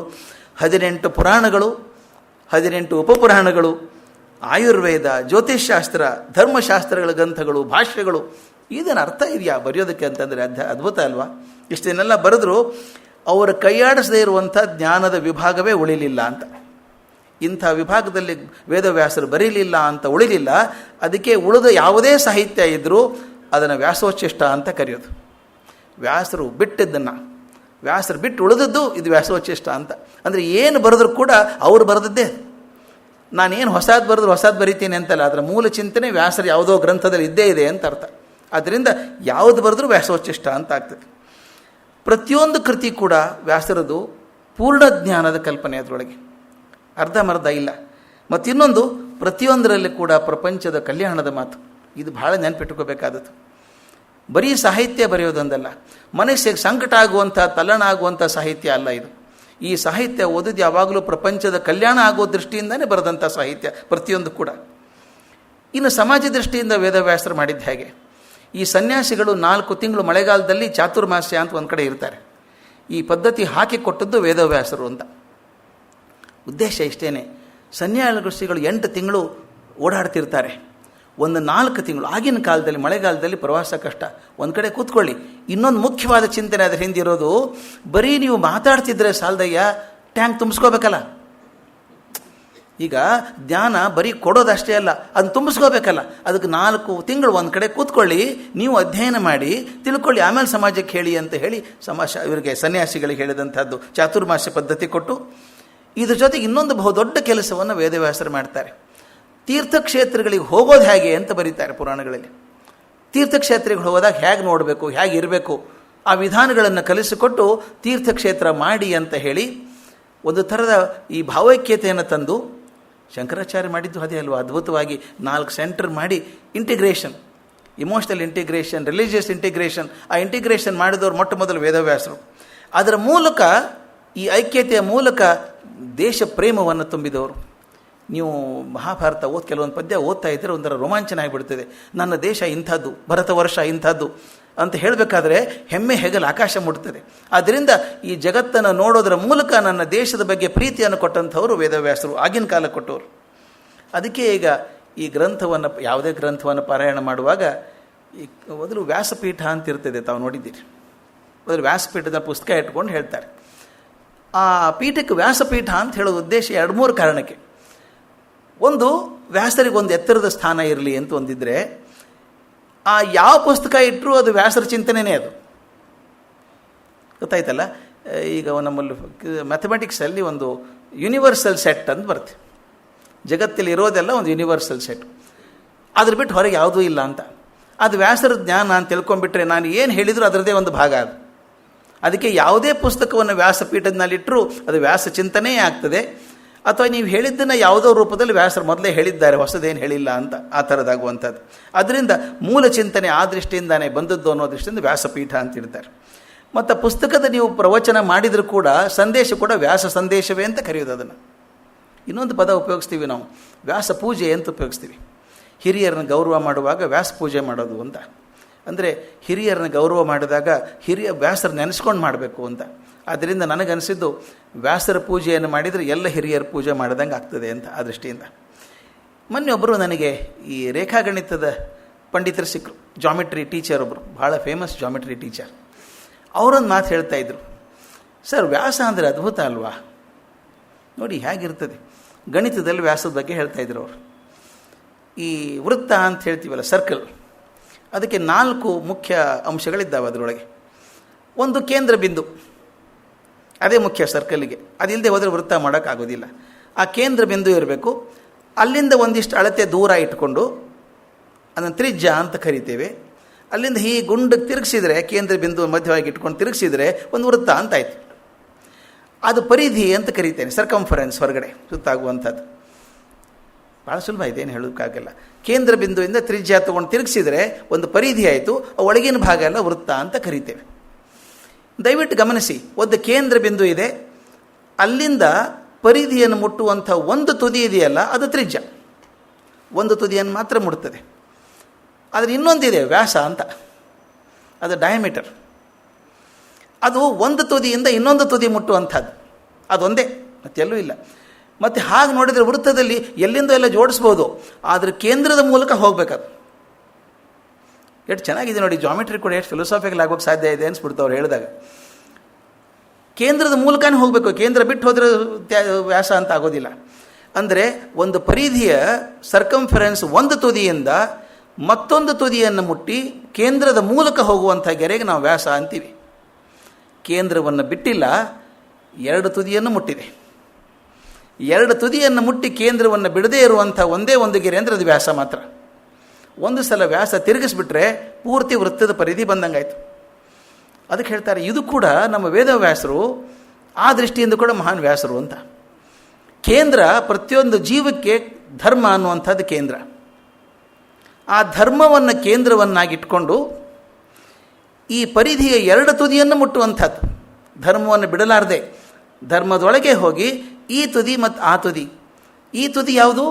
ಐಹಿಕ ಜೀವನ, ಇದು ಪಾರಮಾರ್ಥಿಕ ಜೀವನ. ಲೌಕಿಕ ಜೀವನ ಮತ್ತು ಆಧ್ಯಾತ್ಮಿಕ ಜೀವನ, ಈ 2 ತುದಿಗಳನ್ನು ಧರ್ಮದ ಬಂಧದಲ್ಲಿ ಹಿಡಿದಿಡುವಂಥದ್ದು ವ್ಯಾಸ ಮಾತ್ರ, ಇನ್ಯಾವುದೂ ಇಲ್ಲ ಅಂತ. ಅದಕ್ಕೆ ಹೇಳ್ತಾರೆ ವೇದವ್ಯಾಸರು ಮಾಡಿದ್ದದು. ವೇದವ್ಯಾಸರು ಮಾಡಿದ್ದು ಧರ್ಮವನ್ನು ಬಿಡೋ ಹಾಗಿಲ್ಲ. ಮಹಾಭಾರತ ಆಗಲಿ, ಅವ್ರು ಯಾವ ಗ್ರಂಥ ಆಗಲಿ ಧರ್ಮ ಗ್ರಂಥನೇ ಅದು. ಅಂದರೆ ಧರ್ಮ ಕೇಂದ್ರ ಬಿಂದು ಆಗಿಟ್ಕೊಂಡು ಈ ಲೌಕಿಕ ಜೀವನವನ್ನು ಬೇಡ ಅಂತ ಹೇಳಿಲ್ಲ. ಚೆನ್ನಾಗಿ ಬದುಕು ನೀನು, ಆದರೆ ಅದನ್ನು ಮರಿಬೇಡ. ಇಲ್ಲಿರ್ತೀನಿ ಅಂತಲ್ಲ, ಇಲ್ಲಿರುವುದು ಸುಮ್ಮನೆ, ಅಲ್ಲಿರುವುದು ನಮ್ಮನೆ, ಅದು ಮರೆಯೋಂಗಿಲ್ಲ ಅದನ್ನು. ಆದ್ದರಿಂದ ಐಹಿಕ ಜೀವನ ಮತ್ತು ಪಾರಮಾರ್ಥಿಕ ಜೀವನ 2 ತುದಿಗಳನ್ನು ಧರ್ಮದ ಬಂಧದಲ್ಲಿ ಹಿಡಿದಿರುವಂಥದ್ದು ಒಂದೇ ಒಂದು ರೇಖೆ ವ್ಯಾಸ. ವೇದವ್ಯಾಸರು ಅದಕ್ಕೆ ಭಾಳ ಚಂದ ಹೇಳ್ತಾರೆ, ವೇದವ್ಯಾಸರ ಸೃಷ್ಟಿ ನಮ್ಮನ್ನು ಈ ಜಗತ್ತಿಗೆ ಸಿದ್ಧಗೊಳಿಸುವುದರೊಂದಿಗೆ ಪರದ ಜಗತ್ತಿಗೂ ಕೂಡ ಅಣಿಗೊಳಿಸ್ತದೆ ಅಂತ. ಮಹಾಭಾರತ ಓದಿದಾಗ ಒಂಥರ ವಿಷಾದ ಬರ್ತದೆ ಕೆಲವೊಂದು ಸಲ ನೋಡಿದಾಗ. ಆದರೆ ಅನಿಸುತ್ತೆ, ಅಯ್ಯೋ ಹೌದಲ್ಲ, ನಾವು ಧೃತರಾಷ್ಟ್ರ ಆಗ್ತಿದ್ದೀವಲ್ಲ ಒಂದೊಂದು ಸಲ. ಅನ್ಸಲ್ಲ? ಧೃತರಾಷ್ಟ್ರಕ್ಕೆ ಬೈಯಲ್ಲ ನಾವು, ಪುತ್ರಮೋಹ ಅಂತ ಬೈತೇವೆ. ಪುತ್ರಮೋಹ ಯಾರಿಗಿಲ್ಲ ಸ್ವಾಮಿ? ಮೊನ್ನೆ ದಿವಸ ಒಂದು ಘಟನೆ ಆಯಿತು. ಒಬ್ಬರು ನನ್ನ ಕಡೆ ಬಂದರು, ಸ್ವೀಟ್ ತೊಗೊಂಬಂದರು. ಏನು ಸ್ವೀಟು ಅಂತ ಕೇಳಿದೆ. ನಮ್ಮ ಹುಡುಗನಿಗೆ ಕಾಲೇಜಲ್ಲಿ ಸೀಟ್ ಸಿಕ್ಬಿಡ್ತು ಸರ್ ಅಂದರು. PUCಗೆ ಸೀಟ್ ಸಿಕ್ತು ಅಂತ. ಅಲ್ರಿ ಮತ್ತಲ್ಲಿ 97% ಕಟ್ ಆಫ್ ಅಂತೆ. ಹುಡುಗ ಚೆನ್ನಾಗಿ ಓದಿರ್ಬೇಕಲ್ಲ ಹುಡುಗ ಅಂದೆ. ಇಲ್ಲ ಸರ್, ಓದಲ್ಲ ಸರ್ ಹುಡುಗ, 67% ಮಾಡ್ಕೊಂಡು ಕೂತಿದ್ದಾನೆ ಅಂದರು. ಮತ್ತು ಅಲ್ಲಿ ಹೆಂಗೆ ಸಿಗ್ತೀರಿ ಸೀಟು ಅಂತ ಕೇಳಿದೆ. ಅದು ನನಗೆ ಮ್ಯಾನೇಜ್ಮೆಂಟದಲ್ಲಿ ಪರಿಚಯ ಇದ್ದಾರೆ ಸರ್, ಅವ್ರ ಪ್ರಿನ್ಸಿಪಾಲು ಪರಿಚಯ ಇದ್ದಾರೆ, ಹೇಳಿಟ್ಟಿದ್ದೆ, ಸೀಟ್ ಕೊಟ್ಟರು ಸರ್ ಅಂದರು. ಅವರು ಪಾಪ ತುಂಬ ಚೆನ್ನಾಗಿ ಇದ್ರ ಬಗ್ಗೆ ಮಾತಾಡ್ತಾರೆ, ಏನು ನಮ್ಮ ಮೌಲ್ಯಗಳ ಬಗ್ಗೆ ಚೆನ್ನಾಗಿ ಮಾತಾಡ್ತಾರೆ. ಅವ್ರು ಕೇಳಿದೆ, ನೀವು ಅಡ್ಮಿಷನ್ ಮಾಡ್ಕೊಂಡು ಹೊರಗೆ ಬರಬೇಕಾದ್ರೆ ಆ ಮೇನ್ ಗೇಟ್ ಪಕ್ಕ ಒಂದು ನೋಟಿಸ್ ಬೋರ್ಡ್ ಇತ್ತು, ಗಮನಿಸಿದ್ರಾ ಅಂತ ಕೇಳಿದೆ. ಇದೆಯಲ್ಲ, ನೋಟಿಸ್ ಇದೆ ಸರ್ ಅಲ್ಲಿ ಇದ್ದರು. ನೀವು ಬರುವಾಗ ಹುಡುಗ ನಿಂತಿದ್ದ ನೋಡಿದ್ರಾ? ಬೋರ್ಡ್ ನೋಡ್ಕೊಂಡೇ ನಿಂತಿದ್ದ ನೋಡಿದ್ರಾ ಅಂತ ಕೇಳಿದೆ. ಇಲ್ಲ, ನೀವು ನೋಡಿದ್ರಾ ಸರ್ ಅಲ್ಲಿದ್ರಾ ಅಂತ ಕೇಳಿದ್ರು. ಇಲ್ಲ, ನಾನು ನೋಡಿಲ್ಲ, ಇಲ್ಲೇ ಗೊತ್ತಾಗ್ತದೆ ನನಗೆ ಅಂತ ಹೇಳಿದೆ. ಆ ಹುಡುಗ ಯಾರು ಗೊತ್ತಾ? ಅವನಿಗೆ 96.9% ಮಾರ್ಕ್ಸ್ ಬಂದಿದೆ. ನೋಟಿಸ್ ಬೋರ್ಡ್ ಮೇಲೆ ಯಾರ್ಯಾರು ಸಿಲೆಕ್ಷನ್ ಆಗಿದೆ ಅಂತ ಲಿಸ್ಟ್ ಹಾಕಿದ್ದಾರೆ. ಆ ಹುಡುಗ ಕಣ್ಣಲ್ಲಿ ನೀರು ತುಂಬ್ಕೊಂಡು ನಿಂತಿದ್ದಾನೆ. ಈ ಲಿಸ್ಟಲ್ಲಿ ಯಾರಾದರೂ ಒಬ್ಬರು ಅಡ್ಮಿಷನ್ ಮಾಡ್ಕೊಳ್ಳದೆ ಹೋದರೆ ನನಗೆ ಸೀಟ್ ಸಿಗ್ತದೆ ಅಂತ ನಂಬಿಕೆಯಿಂದ ನಿಂತಿದ್ದಾನೆ. ಅವನಿಗೆ ಸಿಗಲ್ಲ. ಯಾಕೆ? ನಿಮ್ಮ ಮಗನಿಗೆ ಸಿಕ್ತು. ನಾನು ಬೇಜಾರು ಮಾಡ್ಕೋಬೇಡಿ ಹಿಂಗೆ ಹೇಳ್ತೀನಂತ. ನಿಮ್ಮ ಮಗನಿಗೆ ಸಿಕ್ಕಿದ್ರಿಂದ ಆ ಹುಡುಗನಿಗೆ ಸಿಗಲ್ಲ. ಅವನ ಕಣ್ಣೀರು ನಿಮಗೆ ಕಾಣಿಸ್ತಿಲ್ಲ. ಅದು ಮೌಲ್ಯದ ಇದಾಯಿತು ಅಂತ ಅನ್ನಿಸ್ಲಿಲ್ಲ ನಿಮಗೆ. ಯಾಕಂದರೆ ಏನು ಮಾಡೋದು, ಮಕ್ಕಳ ಸಲ ಮಾಡಬೇಕಲ್ಲ ಸರ್, ನಾವನ್ನಲ್ವ, ಮಕ್ಕಳ ಸಲ ಮಾಡಬೇಕಲ್ಲ ಸರ್ ಅಂತೀವಿ. ಧೃತರಾಷ್ಟ್ರನ್ನ ಯಾಕೆ ಬೈತೀರಿ? ನೀವು ಬರೀ ಒಂದು ಸೀಟಿಗೋಸ್ಕರ ಹೀಗೆ ಮಾಡೋದಾದರೆ ಅಲ್ಲಿ stakes were much higher. The stake was Hastinapura ಸಿಂಹಾಸಾಲಿ ಅಲ್ವಾ? ಧೃತರಾಷ್ಟ್ರದ ಯಾಕಾಗೋಲ್ಲ? ಇದನ್ನು ಎಷ್ಟು ಚೆನ್ನಾಗಿ ವ್ಯಾಸರು ಹೇಳಿಕೊಡ್ತಾರಂದರೆ, ಮರಿಬೇಡೋ ಮಾರಾಯ, ಧರ್ಮ ಮರಿಬೇಡ ಈ ಗದ್ದಲದೊಳಗೆ, ಇವರೆಲ್ಲ ಹಿಂಗೆ ಮಾಡಿ ಹಾಳಾಗಿ ಹೋದ್ರಿ ಇವರೆಲ್ಲನೂ, ಅದು ಬಿಡಬೇಡ. ಇದು ಬ್ಯೂಟಿಫುಲ್ ಅಷ್ಟ ಮಹಾಭಾರತ ಅಂತ ಅನಿಸೋದು. ಅಂದರೆ ಹೇಳಿಕೊಡ್ತಾರೆ, ಪಾಠ ಹೇಳಿಕೊಡ್ತಾರೆ. ನೋಡು ಹಿಂಗೆ ಮಾಡಿದವ್ರ ಗತಿ ಏನಾಯ್ತು ನೋಡು. ಕೊನೆಗೆ ಉಳಿದವ್ರು ಯಾರು ಸ್ವಾಮಿ? ಯಾರು ಧರ್ಮದಿಂದಿದ್ರೋ ಅವ್ರ ತಲೆ ಕೂದಲು ಕೊಂಕಾಗಲಿಲ್ಲ. 5 ಜನ ಪಾಂಡವರದು. ಯಾರು ಅಧರ್ಮಿಗಳಾಗಿದ್ರು ಎಲ್ಲರೂ ಕೊಚ್ಕೊಂಡು ಹೋದರು. ಇದು ನನಗೆ ಎತ್ತಿ ಹೇಳ್ತಾರೆ. ಕೊನೆಗೆ ಪಾಪ ಭಾಳ ದುಃಖದಲ್ಲಿ ಹೇಳ್ತಾರೆ ವ್ಯಾಸರು, 2 ಕೈ ಎತ್ತಿ ಹೇಳ್ತೀನಿರೋ ನಾನು, ಧರ್ಮದಿಂದ ಹೋಗ್ರಿ, ಧರ್ಮದಿಂದ ಎಲ್ಲನೂ ಸಿಗ್ತದೆ ಅಂತ ಹೇಳ್ತೀನಿ, ಅದು ಯಾರೂ ನನ್ನ ಮಾತೇ ಕೇಳಲ್ಲ ಅಂತ. ಅದಕ್ಕೆ ಯಾರು ಹೇಳ್ತಿದ್ರು, ಅವತ್ತಿನ ಕಾಲದಲ್ಲೇ ವ್ಯಾಸರ ಮಾತು ಯಾರೂ ಕೇಳಿಲ್ಲ, ಧರ್ಮದಲ್ಲಿ ಇರಬೇಕು ಅಂತ. ಅಂದರೆ ಎಷ್ಟು ನೋವಾಗಿರ್ಬೇಕು ಆ ಮನಸ್ಸಿಗೆ ಅಂತ. ಅವ್ರು ಹೇಳ್ತಾರೆ, ಧರ್ಮದಿಂದ ಬದುಕು ಕಾಣಿಸ್ರೋ ಪಾಂಡವರಿಗೆ ಒಂದು ಚೂರು ಕೂದಲು ಕೊಂಕಲಿಲ್ಲ, ಕೃಷ್ಣ ಕಾಪಾಡದ ಅವ್ರನ್ನ. ಅಂದರೆ ಧರ್ಮ ನಂಬಿಕೊಂಡವ್ರನ್ನ ಜಗತ್ತು ಕಾಪಾಡುತ್ತೆ, ದೇವರು ಕಾಪಾಡ್ತಾನೆ ಅಂತಿಷ್ಟು ಹೇಳಿದ್ರು ಕೂಡ ನಂಬಲ್ಲಲ್ಲ ಜನ. ಅಹಂಕಾರಿಯಾಗಳ ಮೆರೆದಂಥವ್ರು ಎಲ್ಲಿ ಹೋದರು? ಅವರು ಕಾಡಿನಲ್ಲಿ ಸುಟ್ಟು ಹೋದ ಧೃತರಾಷ್ಟ್ರ ಅವರೆಲ್ಲ ಹೋಗ್ಬಿಟ್ರು, ಬ್ಯಾಂಕಲ್ಲಿ ಕಾಡಲ್ಲಿ ಹೋಗ್ಬಿಟ್ರು. ಏನಾಯಿತು ಕೊನೆ ಹಣೆ ಬರ? ಇಷ್ಟು ಗೊತ್ತಿದ್ದು ಇದು ಭಾಳ ಚಂದ. ನಮ್ಮನ್ನು ಈ ಜಗತ್ತಿಗೆ ನಮ್ಮನ್ನು ಸಿದ್ಧಗೊಳಿಸೋದ್ರ ಜೊತೆಗೆ ಇದು ಆಚೆಗೆ ಇರುವಂಥ ಜಗತ್ತಿಗೆ ಅಧ್ಯಾತ್ಮ ಚಿಂತನೆಗೆ ಮನಸ್ಸನ್ನು ತೋರಿಸ್ತದಲ್ಲ, ಅದೇ ವ್ಯಾಸರ ಸೃಷ್ಟಿ ಬಹುದೊಡ್ಡದು ಅಂತ. ಅವತ್ತಿಂದ ಇವತ್ತಿನವರೆಗೂ ಆ ವ್ಯಾಸರ ಶಕ್ತಿಯನ್ನು ಜನ ಕೊಂಡಾಡ್ತಾನೆ ಬಂದಿದ್ದಾರೆ. ತೃಪ್ತಿನೇ ಆಗಿಲ್ಲ ಜನಕ್ಕೆ. ವ್ಯಾಸರನ್ನ ಎಷ್ಟು ಹೊಗಳಿದ್ರೂ ತೃಪ್ತಿ ಆಗಿಲ್ಲ. ನಾರಾಯಣಂ ನಮಸ್ಕೃತ್ಯ ನರಂಚೈವ ನರೋತ್ತಮ ದೇವೀಂ ಸರಸ್ವತೀಂ ವ್ಯಾಸಂ ತಥೋ ಜಯಮುದೀರೇತ್. ಇದು ಭಾಗವತ ಪ್ರಥಮ ಸ್ಕಂದದ ಮಾತು. ಅದ್ಭುತ ಮಾತಿದು. ನಾರಾಯಣಂ ನಮಸ್ಕೃತ್ಯ. ನಾನು ನಮಸ್ಕಾರ ಮಾಡೋದು ಯಾರಿಗೆ? ಮೊದಲು ನಾರಾಯಣನಿಗೆ, ಎರಡನೇದು ನರನಾರಾಯಣನಾದಂಥ ಋಷಿಗೆ, ಮೂರನೇದು ದೇವಿ ಸರಸ್ವತಿಗೆ ನಮಸ್ಕಾರ ಮಾಡ್ತೇನೆ, ಕೊನೆಗೆ ವ್ಯಾಸರಿಗೆ ನಮಸ್ಕಾರ ಮಾಡಿ ವಿಜಯವನ್ನು ಘೋಷಿಸ್ತೇನೆ ಅಂತ. ಯಾವ ವಿಜಯ ಘೋಷಣೆ ಮಾಡ್ತಿರೋದು? ಭಾಗವತ ಬೋಧನೆಯಿಂದ ನನಗೆ ನಿಜವಾಗಲೂ ದರ್ಶನ ಆಗಿದ್ದಿದ್ರೆ ಈ ಹುಟ್ಟು ಸಾವುಗಳ ಚಕ್ರದಿಂದ ಪಾರಾಗುವಂಥ ವಿಜಯದ ಬಗ್ಗೆ ನಾನು ಹೇಳ್ತೇನೆ ಅಂತ. ಈ 3 ಜನರು ಹೇಳ್ತಾರೆ, ನಾರಾಯಣ, ನರನಾರಾಯಣ, ಸರಸ್ವತಿ. ಇದಾದ ತಕ್ಷಣ ವ್ಯಾಸರಿಗೆ ನಮಸ್ಕಾರ ಮಾಡಿ ವಿಜಯವನ್ನು ಘೋಷಣೆ ಮಾಡ್ತೀನಿ. ಯಾವ ವಿಜಯ? ಅಕಸ್ಮಾತ್ ನನಗೆ ಅರ್ಥ ಆಗಿದ್ದರೆ ಈ ಹುಟ್ಟು ಸಾವುಗಳ ಚಕ್ರದಿಂದ ಪಾರಾಗಿ ವಿಜಯವನ್ನು ಪಡ್ಕೊಳ್ಳೋದು, ಅದು ನಿಜವಾದ ವಿಜಯ. ಅದನ್ನು ಪಡ್ಕೊಳ್ಳೋದು ಹೇಗೆ ಅನ್ನೋದು ಹೇಳ್ತೀನಿ ಅಂತ. ನಮೋಸ್ತುತೆ ವ್ಯಾಸ ವಿಶಾಲ ಬುದ್ಧೇ ಫುಲ್ಲಾರವಿಂದಾಯ ತಪತ್ರ ನೇತ್ರ ಏನತ್ವಯ ಭಾರತ ತೈಲಪೂರ್ಣ ಪ್ರಜ್ವಾಲಿತೋ ಜ್ಞಾನಮಯ ಪ್ರದೀಪ. ಅದು ಸೋತುಬಿಟ್ಟಿದೆ ಕವಿ. ಅವರ ಜ್ಞಾನ ಹೇಗೆ ಹೇಳೋದು? ಅದಕ್ಕೆ ಒಂದೇ ಪದ, ಅದಕ್ಕೆ ಶಬ್ದ ಇರೋದು ವಿಶಾಲ ಬುದ್ಧೆ, ಇನ್ಫಿನಿಟ್ ನಾಲೆಡ್ಜ್, ಮ್ಯಾನ್ ಆಫ್ ಇನ್ಫಿನಿಟಿಕ್ಕಿಂತ ದೊಡ್ಡ ಪದ ಇಲ್ಲಲ್ಲ ನಮ್ಮ ಕಡೆಗೆ. ನಮೋಸ್ತುತೆ ವ್ಯಾಸ ವಿಶಾಲ ಬುದ್ಧಿ, ಇದಕ್ಕಿಂತ ದೊಡ್ಡ ಬುದ್ಧಿ ಇರೋ ಜಗತ್ತಲ್ಲಿ ಕಾಣೋಕೆ ಸಿಗಲಿಲ್ಲ ಅಂತ. ವಿಶಾಲ ಬುದ್ಧಿಯನ್ನು ಹೊಂದಿದಂಥ, ಸಂಪೂರ್ಣವಾಗಿ ಅಳೆದ ಕಮಲಗಳ ಪಕಳೆಗಳಂಥ ವಿಶಾಲವಾದ ಕಣ್ಣುಳ್ಳಂಥವರು, ಮಹಾಭಾರತ ಎಂಬ ತೈಲದಿಂದ ತುಂಬಿದ ದೀಪದಿಂದ ಜ್ಞಾನದ ಬೆಳಕನ್ನು ನೀಡಿದಂಥ ವ್ಯಾಸರೇ, ನಾನು ನಿಮಗೆ ನಮಸ್ಕಾರ ಮಾಡ್ತೀನಿ ಅಂತ ಹೇಳುವಂಥದ್ದು. ನಾವು ವಿಷ್ಣು ಸಹಸ್ರನಾಮ ಅನ್ನೋರಿಗೆಲ್ಲ ಗೊತ್ತಿರುತ್ತೆ. ವ್ಯಾಸಾಯ ವಿಷ್ಣು ರೂಪಾಯ ವ್ಯಾಸರೂಪಾಯ ವಿಷ್ಣುವೇ. ಎಷ್ಟು ಚಂದದ ಪದ ಅದು. ವ್ಯಾಸಾಯ ವಿಷ್ಣು ರೂಪಾಯ ವ್ಯಾಸರೂಪಾಯ ವಿಷ್ಣುವೇ ನಮೋ ವೈ ಬ್ರಹ್ಮನಿಧೆಯೇ ವಾಸಿಷ್ಠಾಯ ನಮೋ ನಮಃ. ವಿಷ್ಣುವಿನ ರೂಪವೇ ಆದಂಥ ವ್ಯಾಸರು, ವ್ಯಾಸರ ರೂಪದಿಂದ ಬಂದಂಥ ವಿಷ್ಣು, ಇಬ್ಬರಿಗೂ ನಮಸ್ಕಾರ ಮಾಡ್ತೀನಿ.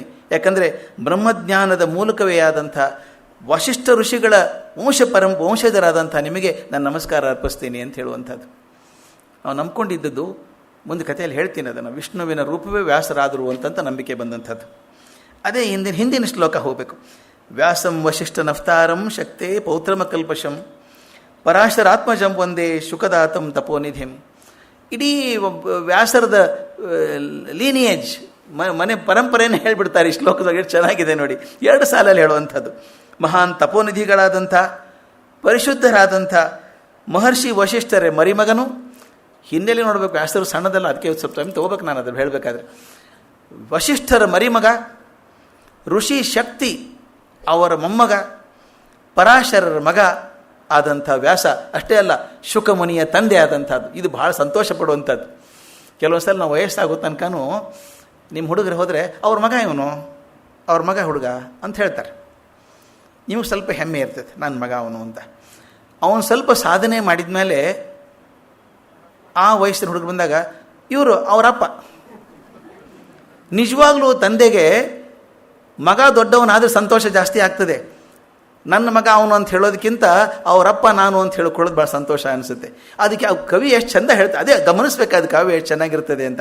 ಬರೀ ನೀನು ವಶಿಷ್ಠ ಮಹರ್ಷಿಗಳ ಮರಿಮಗ, ಶಕ್ತಿಯ ಮೊಮ್ಮಗ, ಪರಾಶರರ ಮಗ ಅಂತ ಹೇಳಿದರೆ ಸಾಲದು, ಶುಕಮುನಿಯ ತಂದೆಯೂ ನೀನು ಅಂತ ಹೇಳುವಂಥದ್ದು. ಅಂದರೆ ಹಿಂದೆ ಮುಂದಿನ ಪೂರ್ತಿ ಲೈನೇಜ್ ಹೇಳಿಬಿಡ್ತಾರೆ. ಇದ್ರ ಜೊತೆಗೆ ಅನೇಕ ಸ್ತೋತ್ರಗಳು ಬಂದಿದ್ದಾವೆ ವ್ಯಾಸರನ್ನು ಹೊಗಳುವಂಥದ್ದು. ಒಂದು ನನಗೆ ಮುಖ್ಯವಾಗಿರೋದು, ಬಹುಶಃ ಎಷ್ಟು ಜನ ಮಾಡ್ತಿರೋ ಗೊತ್ತಿಲ್ಲ, ಯದುಪತ್ಯಾಚಾರ್ಯರು ಅಂತ ಹೇಳ್ಕೊಂಡು ಒಂದು ದಾರಿದ್ರ್ಯಹರ ವ್ಯಾಸ ಸ್ತೋತ್ರ ಅಂತ ಬರೆದಿದ್ದಾರೆ. 20 ಶ್ಲೋಕ. ಎಷ್ಟೋ ಜನ ಪಾರಾಯಣ ಮಾಡೋದನ್ನು ಕೇಳಿದ್ದೇನೆ ನಾನು. 20 ಶ್ಲೋಕಗಳದೊಂದು ಸ್ತೋತ್ರ ಅದು. ಬಹಳ ಚೆನ್ನಾಗಿದೆ. ಬಹಳ ಜನ ನಂಬ್ಕೋತಾರೆ ಅದನ್ನು. ಆ 20 ಶ್ಲೋಕದ ಮಂತ್ರ ದಿನಾಲೂ ಒಂದು ಸಲ ಹೇಳಿದರೆ ದಾರಿದ್ರ್ಯ ಹೋಗ್ತದೆ ಅಂತ. ಅದು ನಿಜವಾಗಿ ಹೋಗ್ತದೆ ಬಿಡ್ತದೆ ನನಗೆ ಗೊತ್ತಿಲ್ಲ. ಮನಸ್ಸಿನ ದಾರಿದ್ರ್ಯ ಮಾತ್ರ ಖಂಡಿತ ಹೋಗ್ತದೆ. ಯಾಕಂದರೆ ಮನಸ್ಸನ್ನು ಶುದ್ಧ ಮಾಡಿಬಿಡ್ತದೆ ಅಂತ. ವ್ಯಾಸರನ್ನು ದಿನ ನೆನೆಸ್ಕೋತಾ ಇದ್ದರೆ ಮನಸ್ಸು ಶುದ್ಧ ಆಗ್ತದೆ ಅಂತ. ಅದರಿಂದ ಅದು ಮಧ್ವಾಚಾರ್ಯರು ಕೂಡ ತಮ್ಮ ಮಹಾಭಾರತ ತಾತ್ಪರ್ಯ ನಿರ್ಣಯದಲ್ಲಿ 10ನೇ ಅಧ್ಯಾಯವನ್ನು ಪೂರ್ತಿ ವ್ಯಾಸರಿಗೆ ಬಿಟ್ಟಿದ್ದಾರೆ. ಒಂದು ಅಧ್ಯಾಯ ಪೂರ್ತಿ ಬಿಟ್ಟಿದ್ದಾರೆ. ಅದರೊಳಗೆ ವ್ಯಾಸರ ಜೀವನ ಹೇಗೆ, ಹುಟ್ಟು ಬೆಳವಣಿಗೆ, ಅವರು ಸಾಧಿಸಿದಂಥದ್ದೇನು ಅನ್ನೋದನ್ನು ಪೂರ್ತಿ ಚೆನ್ನಾಗಿ ಹೇಳಿ ಕಟ್ಟಿಕೊಟ್ಟಿದ್ದಾರೆ. ವಿಜಯದಾಸರು ಒಂದು ಅದ್ಭುತವಾದ ಸುಳಾದಿ ಬರೆದಿದ್ದಾರೆ ವ್ಯಾಸರ ಬಗ್ಗೆ. ಎಷ್ಟು ಚಂದ ಬರೆಯೋದು. ಎಂದಿನ ವಿಜಯದಾಸರು ಎಷ್ಟು ಚಂದ ಬರೆದಿದ್ದಾರೆ. ಆ ಸುಳಾದಿಯನ್ನು ಪೂರ್ತಿ ಓದಲ್ಲ, ಅವ್ರು ಹೇಳೋದೊಂದು 2 ಮಾತು ಎಷ್ಟು ಚಂದ ವ್ಯಾಸರ ಜೀವನ ಕಟ್ಟಿಕೊಡ್ತಾರೆ. ಕಲಿಯ ವ್ಯಾಪಾರ ವ್ಯಗ್ಗಳವಾಗಿ ವ್ಯಾಪಿಸಿ ಸಲೆ ಧರ್ಮಾವಳಿಗಳ ಅಳಿದು ಹೋಗಿರಲಾಗಿ. ವರ್ಣಯ ಎಕ್ಸ್ಪ್ಲೈನ್ ಮಾಡೋದೇನು ಬೇಕಾಗಿಲ್ಲ. ಕಲಿಯ ವ್ಯಾಪಾರ ವ್ಯಗ್ಗಳವಾಗಿ, ಕಲಿ ಬಂದುಬಿಟ್ಟ, ಕಲಿಯುಗ ಬಂತು, ಅವನು ಚಟುವಟಿಕೆ ಬಹಳ ಜಾಸ್ತಿಯಾಗಿ ಧರ್ಮಾವಳಿಗಳ ಅಳಿದು ಹೋಗಿರಲಾಗಿ ಸುಲಭ ಜ್ಞಾನವೆಲ್ಲ ಮಲಿನದಿಂದ ಕೆಟ್ಟು ಇಳೆಯೊಳು ಉತ್ತಮ ಸಂಪ್ರದಾಯಕದ ಸುಳಿವು ಕಾಣದೆ ಹೋಗಿ ಅಳಲಿ ಗೀರ್ವಾಣರು ಜಲಜ ಸಂಭವನು ಒಂದಾಗಿ ನಿಂದು ತಲೆಬಾಗಿ ಉಸುರಲು ಬಲುವಾಗಿ ವಶಿಷ್ಠ ಕುಲದಲ್ಲಿ ಜನಿಸಿದ ಬಲುದೈವವೇ. ಭಗವಂತನ ಕೇಳ್ಕೊಂಡ್ರದ್ದು ಎಲ್ಲ ಕೆಟ್ಟು ಹೋಗ್ತಾ ಇದೆ ಜಗತ್ತು ಅಂದಾಗ ಆಗ ಬಂದಂಥವು ನೀನು ವಶಿಷ್ಠ ಕುಲದಲ್ಲಿ ಜನಿಸಿದ ಬಲದೈವವೇ. ನಳಿನಾಕ್ಷ ಮಹಸಿರಿ ವಿಜಯ ವಿಠಲ ಬದರಿ ನಿಲೆಯ ನಿನ್ನೆ ನೆಲೆಗೆ ಲೀಲೆಗೆ ನೆಲೆಯಾವುದೋ ಜೀಯ ಅಂತ ಕೇಳೋದು. ಪರಾಶರ ಉದರದಲ್ಲಿ 100 ಪುರಾಣ ವಿರಚಿಸಿ ಅದರೊಳು 6 ಸತ್ವ ರಾಜಸ ತರುವಾಯ 6 ತಾಮಸ ಇನಿತಿಷ್ಟ ದಶವೆಂದು ಧಾರುಣಿ ತುಂಬಲು ಕರುಣದಿಂದ ಸೂರಿ ಮುಕ್ತರಿಗೆ ನಿತ್ಯ ಸಂಸಾರಿಗೆ ಘೋರ ತಮಸಿಗೆ ಈ 3 ಪರಿ ಮಾಡಿ ಕಾರಣವೆನಿಸಿ ಪ್ರತಿಷ್ಠಿಸಿ ಕಲಿಯ ನಿವಾರಣ ಮಾಡಿದ ಭಾರತ ಕರ್ತನೆ. ಅದು ಕತೆ ಬಂದಿತ್ತು. ಎಷ್ಟು ಪ್ರಸಿದ್ಧ ಆಗಿತ್ತಂದರೆ ಮಹಾಭಾರತ ಬರೆಯುವಾಗ ಧರ್ಮ ಎಷ್ಟು ಹೆಚ್ಚಾಗಿತ್ತು ಅಂದರೆ ಕಲಿ ಓಡೋಗ್ಬಿಟ್ಟ. ಕಲಿ ಕೆಲವು ಜಾಗದಲ್ಲಿದ್ದಂತೆ ಓಡೋಗ್ಬಿಟ್ಟ ಅಂತ ಜಾಗ ಬಿಟ್ಟು. ಇಂಥ ದೊಡ್ಡ ಮಹಾಭಾರತ ಸೃಷ್ಟಿ ಆಗ್ತಿರ್ಬೇಕಾದ್ರೆ ಇರೋಕ್ಕೆ ಜಾಗ ಇಲ್ಲ ಅಂತ ಹೋದಂತೆ. ಅದನ್ನೇ ಚಂದ ಹೇಳ್ತಾರೆ ಅವರು. ಕಾರಣವೆನಿಸಿ ಪ್ರತಿಷ್ಠಿಸಿ ಕಲಿಯ ನಿವಾರಣವನ್ನು ಮಾಡಿದ ಭಾರತ ಕರ್ತನೆ. ಸುಜನರಿಗೆ ತೋರಿದ ದ್ವೈಪಾಯನ ಮುನಿ 7 ಭುವನದೊಳ 6 ನಿನಗೆ ಎಣೆ ಕಾರುಣ್ಯ ನಿಧಿ ಪುಣ್ಯ ವಿಜಯ ವಿಠಲ ಮುನಿವರೆಣ್ಯ ಸುರರಗ್ರ ಗಣ್ಯ ನಿರ್ವೀಣ್ಯ ಅಂತ. ಸುಳಾದಿಯಲ್ಲಿ ಬರಬೇಕಾದ್ರೆ ಎಷ್ಟರ ಮಟ್ಟಿಗೆ ಮಸ್ಟ್ ಮನಸ್ಸು ಕೂತಿರಬೇಕು. ಎಂದಿನ ವ್ಯಾಸರು 3000 ವರ್ಷದ ಹಿಂದಿದ್ದಂಥ ವ್ಯಾಸರು ಇತ್ತೀಚೆಗಿನ ವಿಜಯದಾಸರು ಕೂಡ ಅದು ಮೆಚ್ಕೊಂಡು ಬರೀಬೇಕು ಅಂತ. ಇದು ಯಾಕೆ ಇಷ್ಟೆಲ್ಲ ಹೇಳಿದೆ ಅಂದರೆ, ನಾವು ಯಾವುದು ಜೀವನದ ದರ್ಶನವನ್ನು ಮಾಡ್ಕೋಬೇಕಂತಿದ್ದೇವೋ ಆ ಜೀವನ ಎಷ್ಟು ದೊಡ್ಡದು ಅಂತ ಗೊತ್ತಾದರೆ ಅದ್ರ ಬಗ್ಗೆ ಗೌರವ ಬರ್ತದೆ. ಕಲ್ಪನೆ ಮಾಡ್ಕೊಳ್ಳಿ, ಪ್ರೆಸಿಡೆಂಟ್ ಆಫ್ ಇಂಡಿಯಾಲ್ಲಿ ಬಂದು ಕೂತ್ಕೊಂಡ್ಬಿಟ್ರು, ಚೇರ್ ಹಾಕ್ಕೊಂಡು ಸರ ಬಂದು. ಯಾರಿಗೂ ಗೊತ್ತೇ ಆಗಲ್ಲ ಪ್ರೆಸಿಡೆಂಟ್ ಆಫ್ ಇಂಡಿಯಾ. ಈಗ ನಮಗೆ ಗೊತ್ತಾಗ, ಚಿತ್ರದಲ್ಲಿ ನೋಡಿರ್ತೀವಿ, ಟಿ ವಿಯಲ್ಲಿ ಗೊತ್ತಾಗ್ತದೆ. ಗೊತ್ತೇ ಆಗ್ತಿದೆ ಏನು ಮಾಡ್ತೀರಿ? ಯಾರೋ chief minister of some state ಬಂದು ಕೂತ್ಕೊಂಡ್ರೆ ಗೊತ್ತೇ ಆಗಲ್ಲ, ಅಥವಾ ಮಹಾ ದೊಡ್ಡ ವಿಜ್ಞಾನಿ ಬಂದು ಕೂತ್ಕೊಂಡ್ರೆ ಗೊತ್ತೇ ಆಗಲ್ಲ. ಆದರೆ ಅವ್ರು ಬರೋದಕ್ಕಿಂತ ಮೊದಲು ಯಾರಾದರೂ ಬಂದು ಇಂಥವ್ರು ಬರ್ತಾರೆ ಈಗ ಬಹಳ ದೊಡ್ಡವರು, ಅವ್ರ ಸಾಧನೆ ಏನಿದೆ ಅಂತ ಪರಿಚಯ ಕೊಟ್ಟುಬಿಟ್ಟು ಹೇಳಿದರೆ ಅವ್ರು ಬಂದ ಓಹೋ ನಮಸ್ಕಾರ ಸರ್, ಭಾಳ ದೊಡ್ಡವರು ಇವರು ಅಂತ ಅನ್ನಿಸ್ತದೆ ಅಲ್ವಾ? ಹೀಗೆ ನಾವು ವ್ಯಕ್ತಿ ಚಿತ್ರಣ ಮಾಡುವಾಗ ಆ ವ್ಯಕ್ತಿ ಎಷ್ಟು ಎತ್ತರದ್ದು ಅಂತ ಒಂದು ಕಲ್ಪನೆ ಕೊಡಬೇಕಾಗ್ತದೆ. ಅದಕ್ಕೆ ಸಾಕು. ಈಗ ಒಂದು ಸಮಸ್ಯೆ ಬಂತು. ಇಷ್ಟು ದೊಡ್ಡ ಸಾಧನೆ ಮಾಡಿದಂಥ ವ್ಯಾಸರು ನಿಜವಾಗಿಯೂ ಇದ್ರೋ ಏನು ಕಾಲ್ಪನಿಕ ವ್ಯಕ್ತಿಯೋ? ಇದು ಚರ್ಚೆ ಯಾಕೆ ಹೇಳ್ತಿದ್ದೀನಿ ಅಂದರೆ ಬಹಳಷ್ಟು ಜನ ಪಾಶ್ಚಾತ್ಯರು ಈ ಮೂರ್ಖ ಪ್ರಶ್ನೆಯನ್ನು ಎತ್ತಿದ್ದಾರೆ. ವ್ಯಾಸರು ಬಹುಶಃ ಇರಲಿಕ್ಕಿಲ್ಲ. ಇಷ್ಟು ಬರೆಯೋಕ್ಕೆ ಸಾಧ್ಯ ಏನ್ರಿ ಒಬ್ಬರು ಏನಾದರೂ? ಇಷ್ಟು ಬರೆಯೋಕ್ಕೆ ಸಾಧ್ಯ ಇದೆಯಾ? ಲೈಫ್ ಲಾಂಗ್ ಕೂತ್ರೆ ಬರೆಯೋಕ್ಕೆ ಸಾಧ್ಯ ಇಲ್ಲ. ಇದೇ ಮಾತನ್ನು ವಿವೇಕಾನಂದರ ಬಗ್ಗೆ ಹೇಳಿದಂಥ ಮೂರ್ಖರು ಕಂಡಿದ್ದೇನೆ ನಾನು ಅಮೆರಿಕಾದಲ್ಲಿ. ಅವ್ರು ಹೇಳ್ತಾರೆ, I can't read this in 3 generations, 3 ಜನ್ಮದಲ್ಲಿ ಓದೋಕ್ಕಾಗಲ್ಲ ಇಷ್ಟು. ಹೆಂಗೆ ಬರ್ತಾರೆ ಅವರು ಅಂದರು. ನಿಮ್ಮ ಮನೆ ಬಾರ, 3 ಜನ್ಮ ಅಷ್ಟು ಬೇಕು ನಿಮಗೆ, ಅವ್ರಿಗೆ ಅಷ್ಟು ಬೇಕಾಗಿಲ್ಲ, ಮತ್ತೇನು ಮಾಡು ಅಲ್ವಾ? ಆದ್ದರಿಂದ ಆ ಕಲ್ಪನೆ ಕೂಡ ಮಾಡೋಕ್ಕೆ ಸಾಧ್ಯ ಇಲ್ಲ. ಅಷ್ಟು ಎತ್ತರಕ್ಕೆ ಹೋಗ್ಬಿಟ್ಟಿದ್ದೀವಿ ನಾವು. ಅಲ್ಲಿ ಪಾಶ್ಚಿಮಾತ್ಯರಂತೂ ಬಹಳ ಜನ ಹೇಳ್ತಾರೆ ಈ ಪಾತ್ರ ಕಾಲ್ಪನಿಕವಾಗಿ ಇರುವಂಥದ್ದು, ಇರೋಕ್ಕೆ ಸಾಧ್ಯ ಇಲ್ಲ ಅಂತ. ಇದು ಅವ್ರ ಶಕ್ತಿ ದೋಷ ಅಷ್ಟೇ, ಮತ್ತೊಂದು ಏನು ಮಾಡಲಿಕ್ಕಾಗೋದಿಲ್ಲ. ಅವು ಮ್ಯಾನುಫ್ಯಾಕ್ಚರಿಂಗ್ ಡಿಫೆಕ್ಟ್. ಅವು ಎಲ್ಲನೂ ಸಂಶಯದಿಂದ ನೋಡ್ಕೊಂಡು ಹೋಗೋದು, ಅದಾಗಿಲ್ಲ ಅಂತ ಹೇಳೋದು, ಹಿಂಗಿರ್ತದೆ. ಇಂಥ ಬೃಹತ್ ಕಾರ್ಯವನ್ನು ಒಬ್ಬನೇ ವ್ಯಕ್ತಿ ಮಾಡಿದ ಅಂತ ನಂಬೋದು ಕಷ್ಟ ಅಂತ. ನನ್ನ ನೆನಪಿದೆ, ನಾನು ಸಣ್ಣವನಿದ್ದಾಗ ಬಾಗಲಕೋಟೆಯಲ್ಲಿ ಇದ್ವಿ. ಆವಾಗೊಂದು ಸರ್ಕಸ್ ಕಂಪನಿ ಬರ್ತಿತ್ತು. ಅದೊಂದೇ ಕಂಪನಿ ನಾನು ನೋಡಿದ್ದ ಆವಾಗ ಸಣ್ಣವನಿದ್ದಾಗ. ದ ಗ್ರೇಟ್ ಬಾಂಬೆ ಸರ್ಕಸ್ ಅಂತ ಬರೋದು. ನಮ್ಮ ಅಜ್ಜ ಕರ್ಕೊಂಡು ಹೋಗಿದ್ದ ನಾನು ಆ ಸರ್ಕಸ್ ತೋರಿಸೋದಕ್ಕೆ. ಒಬ್ಬ ಸ್ಯಾಂಡೋ ಸ್ಯಾಮ್ಸನ್ ಅಂತ ಒಬ್ಬ ವ್ಯಕ್ತಿ ಇದ್ದ ಅದರೊಳಗೆ. ತಾವ್ಯಾರು ಕೇಳಿದ್ರು ಗೊತ್ತಿಲ್ಲ, ಸ್ಯಾಂಡೋ ಪೈಲ್ವಾನ್ ಅಂತ ಕರಿತಿದ್ರು. ಸ್ಯಾಂಡೋ ಸ್ಯಾಮ್ಸನ್ ಅಂತ ಒಂದು ಮನುಷ್ಯ, ದಾಂಡಿಗ, ಏನೋ ನೋಡಿದ್ರು ಅಸಾಧ್ಯ ಇದ್ದ ಮನುಷ್ಯ ಅವನು. ನಾವೆಲ್ಲ ಹುಡುಗರು ಬೆರಗೆ ಪಟ್ಕೊಂಡು ನೋಡ್ಬೇಕು ಅವನು ಸರ್ಕಸ್ ಮಾರ್ಕೆಟ್ ಮಾಡ್ಬೇಕಾದ್ರೆ ಏನು ಮಾಡ್ತಿದ್ರು ಗೊತ್ತಾ ಅವರು? ಹಿಂದಿನ ದಿವಸ ಅವನೊಂದು ಲಾರಿಯಲ್ಲಿ ನಿಂತ್ಕೊಂಡು ಕರ್ಕೊಂಡು ಹೋಗೋದು ಅವ್ನು ಊರು ತುಂಬ. ಇವನು ಸ್ಯಾಂಡು ಆನೆ ಪಾನೆ ಕರ್ಕೊಂಡು ಹೋಗ್ತಿದ್ದಿಲ್ಲ, ಕರ್ಕಹಟ್ಟ ಅದು, ಇವ್ನು ಕರ್ಕೊಂಡು ಹೋಗ್ಬೋದಲ್ಲ. ನಿಂತ್ಕೊಂಡು ಬರೋನು, ಅವ್ನು ನೋಡೋಕ್ಕೆ ಜನ ಬರ್ತಿದ್ರು. ಅವ್ನು ಏನು ಮಾಡ್ತಿದ್ದ ಅಂದರೆ ಒಂದು ಪ್ರಯೋಗ, ಅವ್ನು ಮಲ್ಕೋಬೇಕು, ಅಂಗಾತಾಗಿ ಮಲ್ಕೋಬೇಕು. ಅವನ ಮೇಲೆ ಒಂದು ಹಲಗೆ ಇಡ್ತಿದ್ರು, ಎದೆ ಮೇಲೆ ಒಂದು ಹಲಗೆ ಇಡಬೇಕು. ಹೀಗೆ ಒಂದು ಆನೆ ಬಂದು ಹಿಂಗೆ ದಾಟಿ ಆ ಕಡೆ ಕಾಲಿಟ್ಟು ಹೋಗ್ಬೇಕು. ಅವ್ನಿಗೇನು ಆಗ್ತಿರ್ಲಿಲ್ಲ ರೀ, ಎದ್ದಿಂತ ನಗ್ತಾ ಇದ್ದ. ನಮ್ಗೆ ಭಾರಿ ಅನಿಸೋದು. ನಮ್ಮ ಅಜ್ಜ ಹೇಳ್ದ, ಇದೇ ನೋಡು ಮಜಾ ಅಂತ ಹೇಳ್ದ. ಈ ಮನುಷ್ಯ ಒಂದು ಕ್ಷಣ ಆದರೂ ಆನೆ ಪೂರ್ತಿ ತೂಕ ಅವನ ಮೈ ಮೇಲೆ ಬಂದಿದೆ, ಬಂದಿಲ್ಲ ಅಂತಲ್ಲ, ಅದು ಒಂದು ಕ್ಷಣ ಇರ್ಬೋದು. ಈ ಕಡೆ ಕಾಲಿಡ್ತದೆ, ಹಿಂಗಿಟ್ಟು ಆ ಕಡೆ ಹೋಗ್ತದೆ ಅದು ಆನೆ. ಅದಕ್ಕೆ ಟ್ರೈನಿಂಗ್ ಕೊಟ್ಟರು ಕೂಡ ಒಂದು ಕ್ಷಣ ಆದರೂ ಆನೆ ಭಾರ ಅವನು ಹೊರ್ತಾನೆ. ಅಂದರೆ ಇಡೀ ಆನೆ ಭಾರವನ್ನು ಎದೆ ಮೇಲೆ ಹೊತ್ಕೊಳ್ಳೋಂಥ ಒಬ್ಬ ವ್ಯಕ್ತಿ ಇದ್ದ ಅಂತ ಅನಿಸುತ್ತೆ. ನಮ್ಮ ಅಜ್ಜ ಹೇಳೋನು, ಈ ಮೂರ್ಖರು ಭೀಮ ಇದ್ನಾ ಅಂತ ಕೇಳ್ತಾರೆ. ಇಲ್ಲ, ಭೀಮ ಇವನು ಇದ್ದಾನಲ್ಲ, ಇವನು ಮುಂದೆ ಒಂದು 50 ವರ್ಷ ಹೋದರೆ ಇಂಥವನಿದ್ದ ಅಂತ ಹುಡುಗರು ನಂಬಲ್ಲ ಅಲ್ವಾ? ಆದ್ದರಿಂದ ನಾವು ಎಷ್ಟು ದೈಹಿಕವಾಗಿ ಕುಬ್ಜರಾಗ್ತಾ ಹೋಗ್ತೀವೋ ಗೊತ್ತಿಲ್ಲ. ಯಾಕಂದರೆ ಕಲಿಯುಗ ಮುಗಿಯೋ ಹೊತ್ತರೊಳಗೆ ಅಂಗುಷ್ಟ ಮಾತ್ರ ಶರೀರ ಅಂತ ಹೇಳ್ತಾರೆ. ನಾವೆಲ್ಲ ಇಷ್ಟಿಷ್ಟೇ ಆಗಿಬಿಡ್ತೀವಂತೆ. ಈ ಲಕ್ಷಣ ಕಾಣಿಸ್ತಾ ಇದೆ, ಆದರೆ ಇಷ್ಟೇ ಆಗಿಬಿಡ್ತೀವಂತೆ ಕೊನೆಗೆ. ಆದರೆ ದೈಹಿಕವಾಗಿ ಮಾತ್ರ ಕುಬ್ಜರಾಗೋದಾದರೆ ಹೇಗೋ ತೊಂದರೆ ಇಲ್ಲ, ಮಾನಸಿಕವಾಗಿಯೂ ಕುಬ್ಜರಾಗ್ತಾ ಇದ್ದೀವಿ, ಹೋಗೋಕ್ಕಾಗಲ್ಲ ಅಂತ. ನನ್ನ ಸೋದರ ಮಾವನ ಮಗ ಒಬ್ಬಿದ್ದಾನೆ. ಅವನು ಶಾಲೆಯಲ್ಲಿದ್ದಾಗ ಅದೊಂದು ವಿಚಿತ್ರ ಪದ್ಧತಿ ಇತ್ತು. ಅವಾಗೆಲ್ಲ ಕಾಲೇಜ್ಗಳಲ್ಲಿ ಓದೋದು ಸ್ವಲ್ಪ ಕಮ್ಮಿ ಇರ್ತಿತ್ತು, ಇದು ಜಾಸ್ತಿ ಇರ್ತಿತ್ತು. ಆವಾಗ ಅವನು ಹಾಸ್ಟೆಲಲ್ಲಿ ಮೆಸ್ ಕ್ಯಾಪ್ಟನ್ ಅಂತ ಮಾಡೋರು. ಮೆಸ್ ಕ್ಯಾಪ್ಟನ್ ಊಟದಲ್ಲಿ ಹಾಸ್ಟೆಲಲ್ಲಿ ಹೇಗೆ ಮೆಸ್ ಕ್ಯಾಪ್ಟನ್ ತೀರ್ಮಾನ ಮಾಡೋದು ಹೇಗೆ? ಕಾಲೇಜ್ ಶುರು ಆದ ಮೊದಲನೇ ಸಂಡೇ ಭಾನುವಾರ ದಿವಸ ಎಲ್ಲರನ್ನ ಕೂಡಿಸಿ ಸಿಹಿ ಬಡಿಸ್ಬೇಕು. ಯಾವುದೋ ಸಿಹಿ ಮಾಡಿರೋರು ಬಡಿಸೋರು. ಯಾವನು ಜಾಸ್ತಿ ತಿಂತಾನೋ ಅವನು ಮೆಸ್ ಕ್ಯಾಪ್ಟನ್. ಅವನಿಗೇನು ಸ್ಪೆಷಲ್ಲು? ಈಗ ಹೇಗೆ ಪ್ರೈಮ್ ಮಿನಿಸ್ಟರು ಮತ್ತು ಚೀಫ್ ಮಿನಿಸ್ಟರ್ ಒಂದು ಫಸ್ಟ್ ಚೇರ್ ಇರುತ್ತಲ್ಲ ಅಸೆಂಬ್ಲಿಯಲ್ಲಿ, ಪಾರ್ಲಿಮೆಂಟಲ್ಲಿ, ಅಲ್ಲೇ ಬೇರೆದೇ ಕೊಡಲ್ಲ, ಅಲ್ಲಿ ಯಾರೂ ಕೊಡಲ್ಲ. ಅವ್ರು ಖಾಲಿ ಇದ್ರೂ ಸೀಟ್ ಖಾಲಿ ಇರ್ತದೆ. ಹಾಗೆ ಇವನಿಗೋಸ್ಕರ ಮೊದಲನೇ ಸೀಟ್ ಖಾಲಿ ಯಾವಾಗಲೂ ಇಡೀ ವರ್ಷ.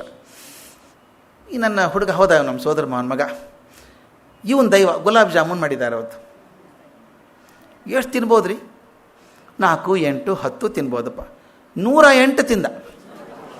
ಇನ್ನೂ ತಿಂತಿದ್ದೇನೆ, ಅವ್ರು ಹಾಕಲಿಲ್ಲ, ಸಾಕು ಹೇಳಿ ಅಂದರು. ಹೆಂಗೋ ಮಿಲಿಯನ್ ಮತ್ತೆ ಅವ್ರಿಗೆ ಗೆದೋರು ಇಲ್ಲ. ಇದು ಬಕಾಸುರ ಇದ್ದ ಅಂತ ಹೇಳಂಗೆ ಹೆಂಗೆ? ಪ್ರೂಫ್ ಅಲ್ವಾ ಇದು? ಆವಾಗಿದ್ದರೆ ಇಲ್ಲ, ಈಗ ಯಾರು ತಿಂತಿದ್ದ ಅವನು ಬಂಡಿ ಅನ್ನ ತಿನ್ನ, ಹೀಗೆ ತಿಂತಾರಂತೆ, ಆವಾಗ ತಿನ್ನಲ್ವ? ಅಂದರೆ ಈಗ ಜನಕ್ಕೆ ಹೇಗಾಗಿದೆ ಅಂದರೆ ವೇದವ್ಯಾಸರು ಅಷ್ಟು ಬರೆಯೋಕ್ಕೆ ಸಾಧ್ಯ ಇತ್ತಾ? ಆದ್ದರಿಂದ ಒಬ್ಬರು ಬರೆಯೋಕ್ಕೆ ಸಾಧ್ಯ ಇಲ್ಲ ಅಂತ ಅವ್ರು ಹೇಳ್ತಾರೆ. ವೇದ ಭಾಗ ಮಾಡಿದ್ದನ್ನು, ಪುರಾಣ ಬರೆದದ್ದನ್ನು, ಧರ್ಮ ಗ್ರಂಥಗಳನ್ನು ಬರೆದದ್ದನ್ನು ಬಿಡಿ, ಅವೆಲ್ಲ ಬೇಡ. ಒಂದೇ ಮಹಾಭಾರತದ ಹರಹು ಆಳ ಅವರನ್ನು ಕಂಗೆಡಿಸಿಬಿಟ್ಟಿದೆ. ಏನ್ರಿ ಇದು ಸಾಧ್ಯ ಇದೆಯಾ?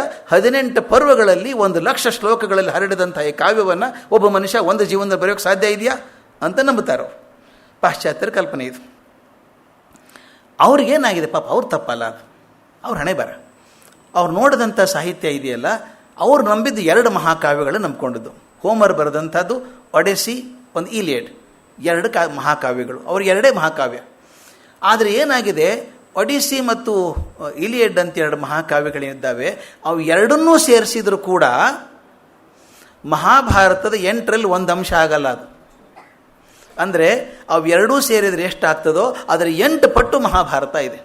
ಅವ್ರು ಕಲ್ಪನೆ ಮಾಡ್ಕೊಳ್ಳೋಕೆ ಸಾಧ್ಯ ಇಲ್ಲ. ಈ 2 ಮಹಾಕಾವ್ಯಗಳೇ ದೊಡ್ಡ ದೊಡ್ಡದಿದ್ದಾವೆ, ಅವು ಎರಡೂ ಸೇರಿದ್ರೆ ಅದು 8 ಪಟ್ಟಾಗುವಂಥ ಮಹಾಕಾವ್ಯವನ್ನು ಹೆಂಗೆ ಬರೆದ್ರು ಇವರು ಅಂತ.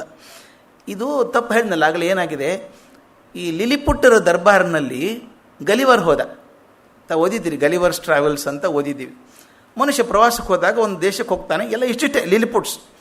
ಹೆಸರು ಕೂಡ ಏನು ಚೆನ್ನಾಗಿ ಬರೆದಿದ್ದಾನೆ ರೀ ಮನುಷ್ಯ ಆತ. ಲಿಲಿಪುಟ್ ಇಟ್ಟಿಟ್ಟೆ ಹುಡು ಮನುಷ್ಯರು, ಅರ್ಧ ಇಂಚ್ ಎಲ್ಲರೂ. ಅವರೊಬ್ಬ ರಾಜ, ಒಬ್ಬ ಚಕ್ರವರ್ತಿ ಎಲ್ಲ ಇದ್ದಾರೆ ಅದರೊಳಗೆ. ಇವನು ಹೋಗಿ ನಿಂತ್ಕೊಂಡ್ರೆ ಏನಾಗಬೇಕು ಅವರಿಗೆ? ಇಷ್ಟೆತ್ತರ ಮನುಷ್ಯ, ಸಾಮಾನ್ಯ ಮನುಷ್ಯ ಇವನು, 5'6" 6 ಅಡಿ ಮನುಷ್ಯ ಇರಬೇಕು. ಆ ಲಿಲಿಪುಟ್ರಿಗೆ ಒಂದು ದೈತ್ಯ ಕಣ್ಣಂಗೆ ಕಾಣಿಸ್ಬಿಟ್ಟ. ಆದರೆ ಇವನು ಪ್ರವಾಸಕ್ಕೆ ಮುಂದೆ ಹೋದಾಗ ಇನ್ನೊಂದು ಊರಿಗೆ ಹೋಗ್ತಾನೆ. ಆ ಹೆಸರು ಎಷ್ಟು ಚೆನ್ನಾಗಿ, ಬ್ರಾಬ್ಡಿಗ್ನಾಗ್ಸ್ ಅಂತ ಹೆಸರು ಕೂಡ ಚೆನ್ನಾಗಿದೆ ನೋಡಿ. ನೋಡಿದ್ರೆ ಅದ್ಭುತ ಅನ್ನಿಸ್ಬೇಕಪ್ಪ ಅದು.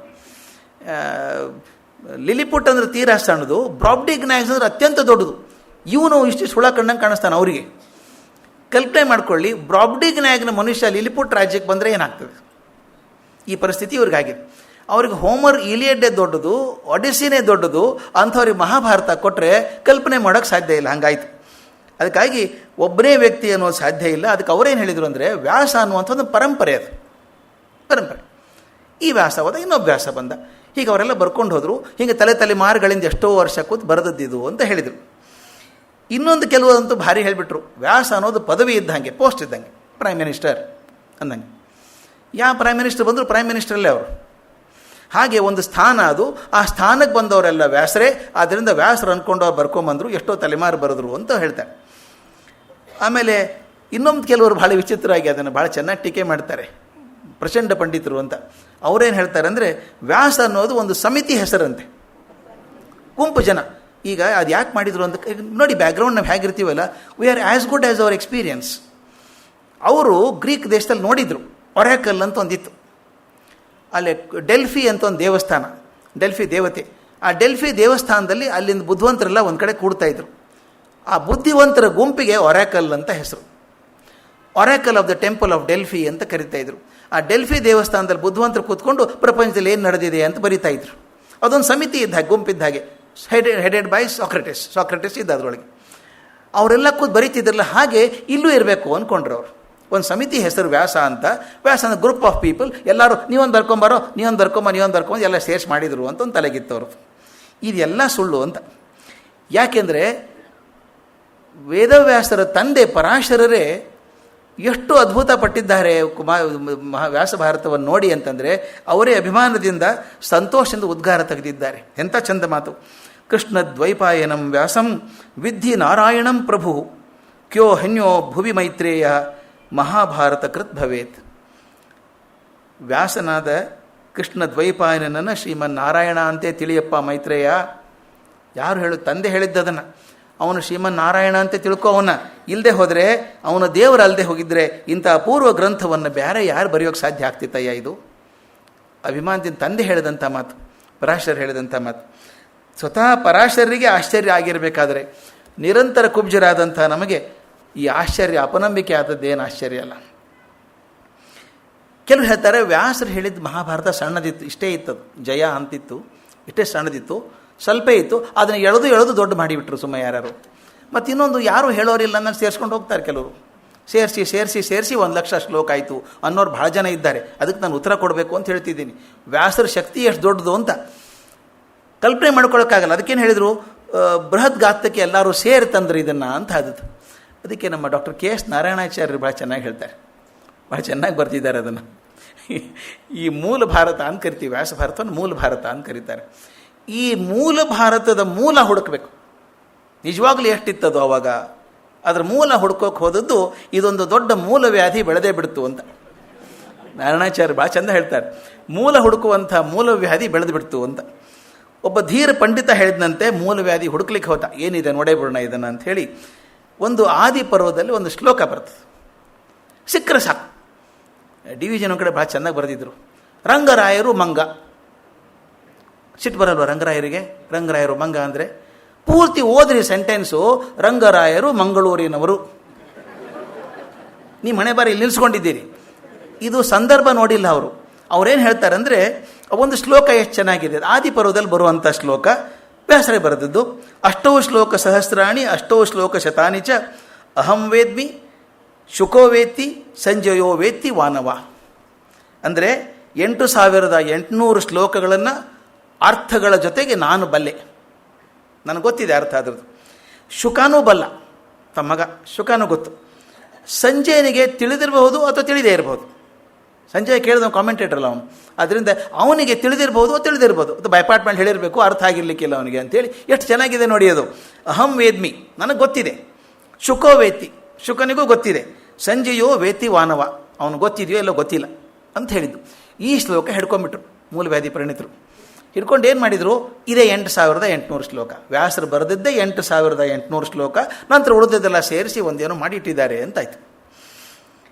ಇದು ಅಂದರೆ ಮೊದಲು 8800 ಶ್ಲೋಕ ಇತ್ತು ಅಂತ ತೀರ್ಮಾನ ಮಾಡ್ಕೊಂಡು ಹುಡುಕ್ತಿದ್ದಾರೆ. ಹಿಂದಿನ ಶ್ಲೋಕ ನೋಡಲಿಲ್ಲ, ಮುಂದಿನ ಶ್ಲೋಕ ನೋಡಲಿಲ್ಲ, ಚಿಂತನೆ ನೋಡಲಿಲ್ಲ, ಸಂದರ್ಭ ನೋಡಲಿಲ್ಲ. ಆ ಸಂದರ್ಭ ಏನು ಗೊತ್ತಾ, ಆ ಆದಿಪರ್ವದಲ್ಲಿ ಬರೋ ಸಂದರ್ಭ ಏನು ಅಂದರೆ ತಮಗೆಲ್ಲ ಅತ್ಯಂತ ಗೊತ್ತಿರುವಂಥದ್ದು ಫೇಮಸ್ ಇನ್ಸಿಡೆಂಟ್ ಅದು. ಮಹಾಭಾರತ ಬರೀಬೇಕು ಅಂತ ಬಂದಾಗ ಯಾರು ಬರೀಬೇಕು? ವ್ಯಾಸರ ಪ್ರತಿಭೆ ಎಷ್ಟು ಅದ್ಭುತವಾದ ಪ್ರತಿಭೆ ಅಂದರೆ ಓತಪ್ರೋತವಾಗಿ ಶ್ಲೋಕ ಹೇಳ್ತಾ ಹೋಗ್ತಾರವರು. ಬರ್ಕೊಂಡು ಕೂತ್ಕೊಂಡ್ರೆ ಸ್ಲೋ ಆಗತ್ತೆ. ಈ ನಾವು ಮೇಷ್ಟ್ರ ಆದವ್ರು ಗೊತ್ತಿದೆ, ನೋಟ್ಸು ಬರೆಸಿ ಪಾಠ ಮಾಡೋಕ್ಕಾರೆ 2 ಟೈಮ್ ಬೇಕು. ಬರೀ ನೋಟ್ಸ್ ಮಾಡಿ ಮನೆಗೆ ನೋಟ್ಸ್ ಕೊಟ್ಟರೆ ಬೇಗ ಆಗುತ್ತೆ ಪೋರ್ಷನ್ ಮುಗಿಸೋದು ಅಂತ ಕೆಲವು ಮೇಷ್ಟ್ರುಗಳು ಥಿಯರಿ. ಹಾಗೆ ಬರ್ಕೊಂಡು ಹೋಗೋ ಟೈಮ್ ತೊಗೋತದೆ. ಯಾರಾದ್ರು ಬರ್ಕೋಬೋದಾ, ಯಾರೋ ಸ್ಟೆನೋಗ್ರಾಫರ್ ಸಿಗ್ಬೋದಾ ಅಂತ. ಇಂಥ ಮಹಾನ್ ಕಾವ್ಯಕ್ಕೆ ಸ್ಟೆನೋಗ್ರಾಫರ್ ಯಾರು ಸಿಕ್ಕಿದ್ದರು? ಗಣೇಶ ಬೇಕು ಅಂತಾಯಿತು. ಗಣೇಶ ಒಪ್ಕೊಂಡ್ರು, ಬರಿತೀನಿ ಅಂತ. ಗಣೇಶ ಕೂತ್ಕೊಂಡ, ಬರಿತೀನಿ ಅಂತ. ಎಂಥ ಅಸಾಮಾನ್ಯ ಪ್ರತಿಭೆಗಳು ಎರಡೂ. ಇವ್ರು ಹೇಳ್ತಾರೆ, ನೋಡು ಗಣೇಶ, ನಾನು ಹೇಳ್ತಾ ಹೋಗ್ತೀನಿ, ಬರ್ಕೊಂಡು ಹೋಗು ಅಂತ. ಗಣೇಶ ಹೇಳಿದ್ದಂತೆ, ಸ್ವಾಮಿ ಹೌದು ನೀವು ಹೇಳ್ತಾ ಹೋಗ್ತೀರಿ, ಆದರೆ ನನ್ನ ಲೇಖನಿಕೆ ನಿಧಾನ ಆಗಲಾರ್ದಷ್ಟು ವೇಗವಾಗಿ ಹೇಳಬೇಕು. ನೀವು ವಿಚಾರ ಮಾಡ್ತೀನಿ ಇರು ಅಂತ ಆಗೋಲ್ಲ. ನಾನು ಬರ್ಕೊಂಡು ಹೋಗ್ತಾ ಇರ್ತೀನಿ, ನನ್ನ ಲೆಕ್ಕಣಿಗೆ ನಿಧಾನ ಆಗಲಾರ್ದಾಗ ಒಂದೇ ಸಮ ಶ್ಲೋಕ ಹೇಳ್ತಾ ಹೋಗ್ಬೇಕು ನೀವು ಅಂತ. ಅವರು ಏನು ಕಮ್ಮಿನಾ? ಹೇಳ್ತೀನಿ, ನೀನು ಲೇಖಣಿಗೆ ಸ್ಲೋ ಆಗಲಾರ್ದಂಗೆ ಹೇಳ್ತೀನಿ, ಆದರೆ ನೀವು ಬರೀ ಬರ್ಕೊಂಡು ಹೋಗೋದಲ್ಲ, ನಾ ಹೇಳಿದ್ದನ್ನು ಅರ್ಥ ಮಾಡ್ಕೊಂಡು ಬರೀಬೇಕು. ಆಯಿತು ಅಂದ. ಇದೆಷ್ಟು ಚೆನ್ನಾಗಿದೆ ಅಂದರೆ ಒಂದು ಸಂಕೇತ. ಈ 2 ಮಹಾನ್ ಅಪ್ಪಟ ಪ್ರತಿಭೆಗಳು ಸಿಕ್ಕಾಗ ಅದು ಯಾವ ಮಟ್ಟದ ಕಾಂಪಿಟೇಷನ್ ಇರ್ತದೆ ಅಂತ. ಬರ್ಕೋ ಅಂದರು. ಗಣೇಶ ಬರ್ಕೊಳ್ಳೋಕೆ ಶುರು ಮಾಡಿದ್ದಂತೆ. ವೇದವ್ಯಾಸರು 100 ಶ್ಲೋಕ ರೆಡಿ ಮಾಡ್ಕೋಬೇಕು ಹೇಳಬೇಕಾದ್ರೆ ಆ ವೇಗದಲ್ಲಿ. ಎಲ್ಲೋ ಒಂದು ಸ್ವಲ್ಪ ಸಮಯ ಗಿಟ್ಸ್ಕೋಬೇಕು ಅಂತ ಇರುತ್ತೆ, ಒಂದು ಒಳ್ಳೇದು ಮಾಡಬೇಕು ಅಂತ ಇರ್ತದೆ. ಅದಕ್ಕೇನು ಮಾಡ್ತಿದ್ರು ಅಂದರೆ ಗಣೇಶನಿಗೆ ಕೂಡ ಅರ್ಥ ಆಗೋದು ಕಷ್ಟ ಆಗಿರಬೇಕು ಅಂಥ ಶ್ಲೋಕಗಳನ್ನು ಮಾಡ್ತಿದ್ರಂತೆ. ಅಂದರೆ ಅರ್ಥಕ್ಕೆ ಅವನ ಬುದ್ಧಿವಂತಿಕೆ ಕೂಡ ಸ್ವಲ್ಪ ಪ್ರಯತ್ನ ಮಾಡುವಂಥ ಪದ್ಯಗಳನ್ನು ಮಾಡ್ತಿದ್ರು. ಅವನು ಕೂಟ ಶ್ಲೋಕ ಅಂತ ಕರೆದ್ರು. ಕೂಟ ಶ್ಲೋಕ ಅಂದರೆ ತುಂಬ ಸುಲಭವಾಗಿ ಬರುವಂಥದ್ದಲ್ಲ, ಅಂಥ ಶ್ಲೋಕಗಳನ್ನು ಹೇಳೋರು. ಆತ ಸ್ವಲ್ಪ ನಿಧಾನ ಲೆಕ್ಕಣಿಕೆ ನಿಧಾನ ಮಾಡ್ತಿದ್ದ, ಅದು ಅರ್ಥ ಮಾಡ್ಕೊಂಡು ಬರೀಬೇಕಲ್ಲ. ಅಷ್ಟೊಳಗೆ ಮತ್ತು 106 ಶ್ಲೋಕ ರೆಡಿ ಮಾಡ್ಕೋತಿದ್ರು ಇವರು ಅಂತ. ಹೀಗೆ ಬರೆದಂಥದ್ದು 8800 ಶ್ಲೋಕಗಳು. ಅವನ್ನ ಕೂಟ ಶ್ಲೋಕಗಳು ಅಂತ ಕರೀತಾರೆ. ಅದನ್ನೇ ಟೋಟಲ್ ಮಹಾಭಾರತ ಅಂದ್ಕೊಂಡ್ಬಿಟ್ರಿ ಇವರು. ಆ 8800 ಶ್ಲೋಕಗಳನ್ನು ಹುಡುಕ್ಲಿಕ್ಕೆ ಹೋದಂಥ ಮಹಾನುಭಾವರು ಇವತ್ತಿಗೂ 8800 ಶ್ಲೋಕ ಸಿಕ್ಕಿಲ್ಲ. ಮೂಲವ್ಯಾಧಿ ಕಾರಣ ಗೊತ್ತಾಗಿಲ್ಲ. ಈ ಪಾಶ್ಚಾತ್ಯರ ಈ ವಾದ ಆಕರ್ಷಣೆಗೆ ಸಿಲುಕಿ ಕೆಲವು ಅಂದ್ಕೊಂಡದ್ದು ಈಗ ಅದು 8800 ಶ್ಲೋಕನೇ ಇತ್ತೋ, ಇನ್ನು ಕೆಲವರು 24,000 ಶ್ಲೋಕ ಅಂತ ಬಂತು. ಬರೆದದ್ದು 24,000 ಶ್ಲೋಕ ಜಯ ಅಂತಿದ್ದದ್ದು, ಅದು ಮುಂದೆ ಈಗ ಮಹಾಭಾರತ ಆದಾಗ 1,00,000 ಶ್ಲೋಕ ಆಯಿತು ಅಂತ. ಅದು ಕೂಡ ಒಂದು ಬಹಳ ಚಂದದ ವಿವರಣೆ ಇದೆ.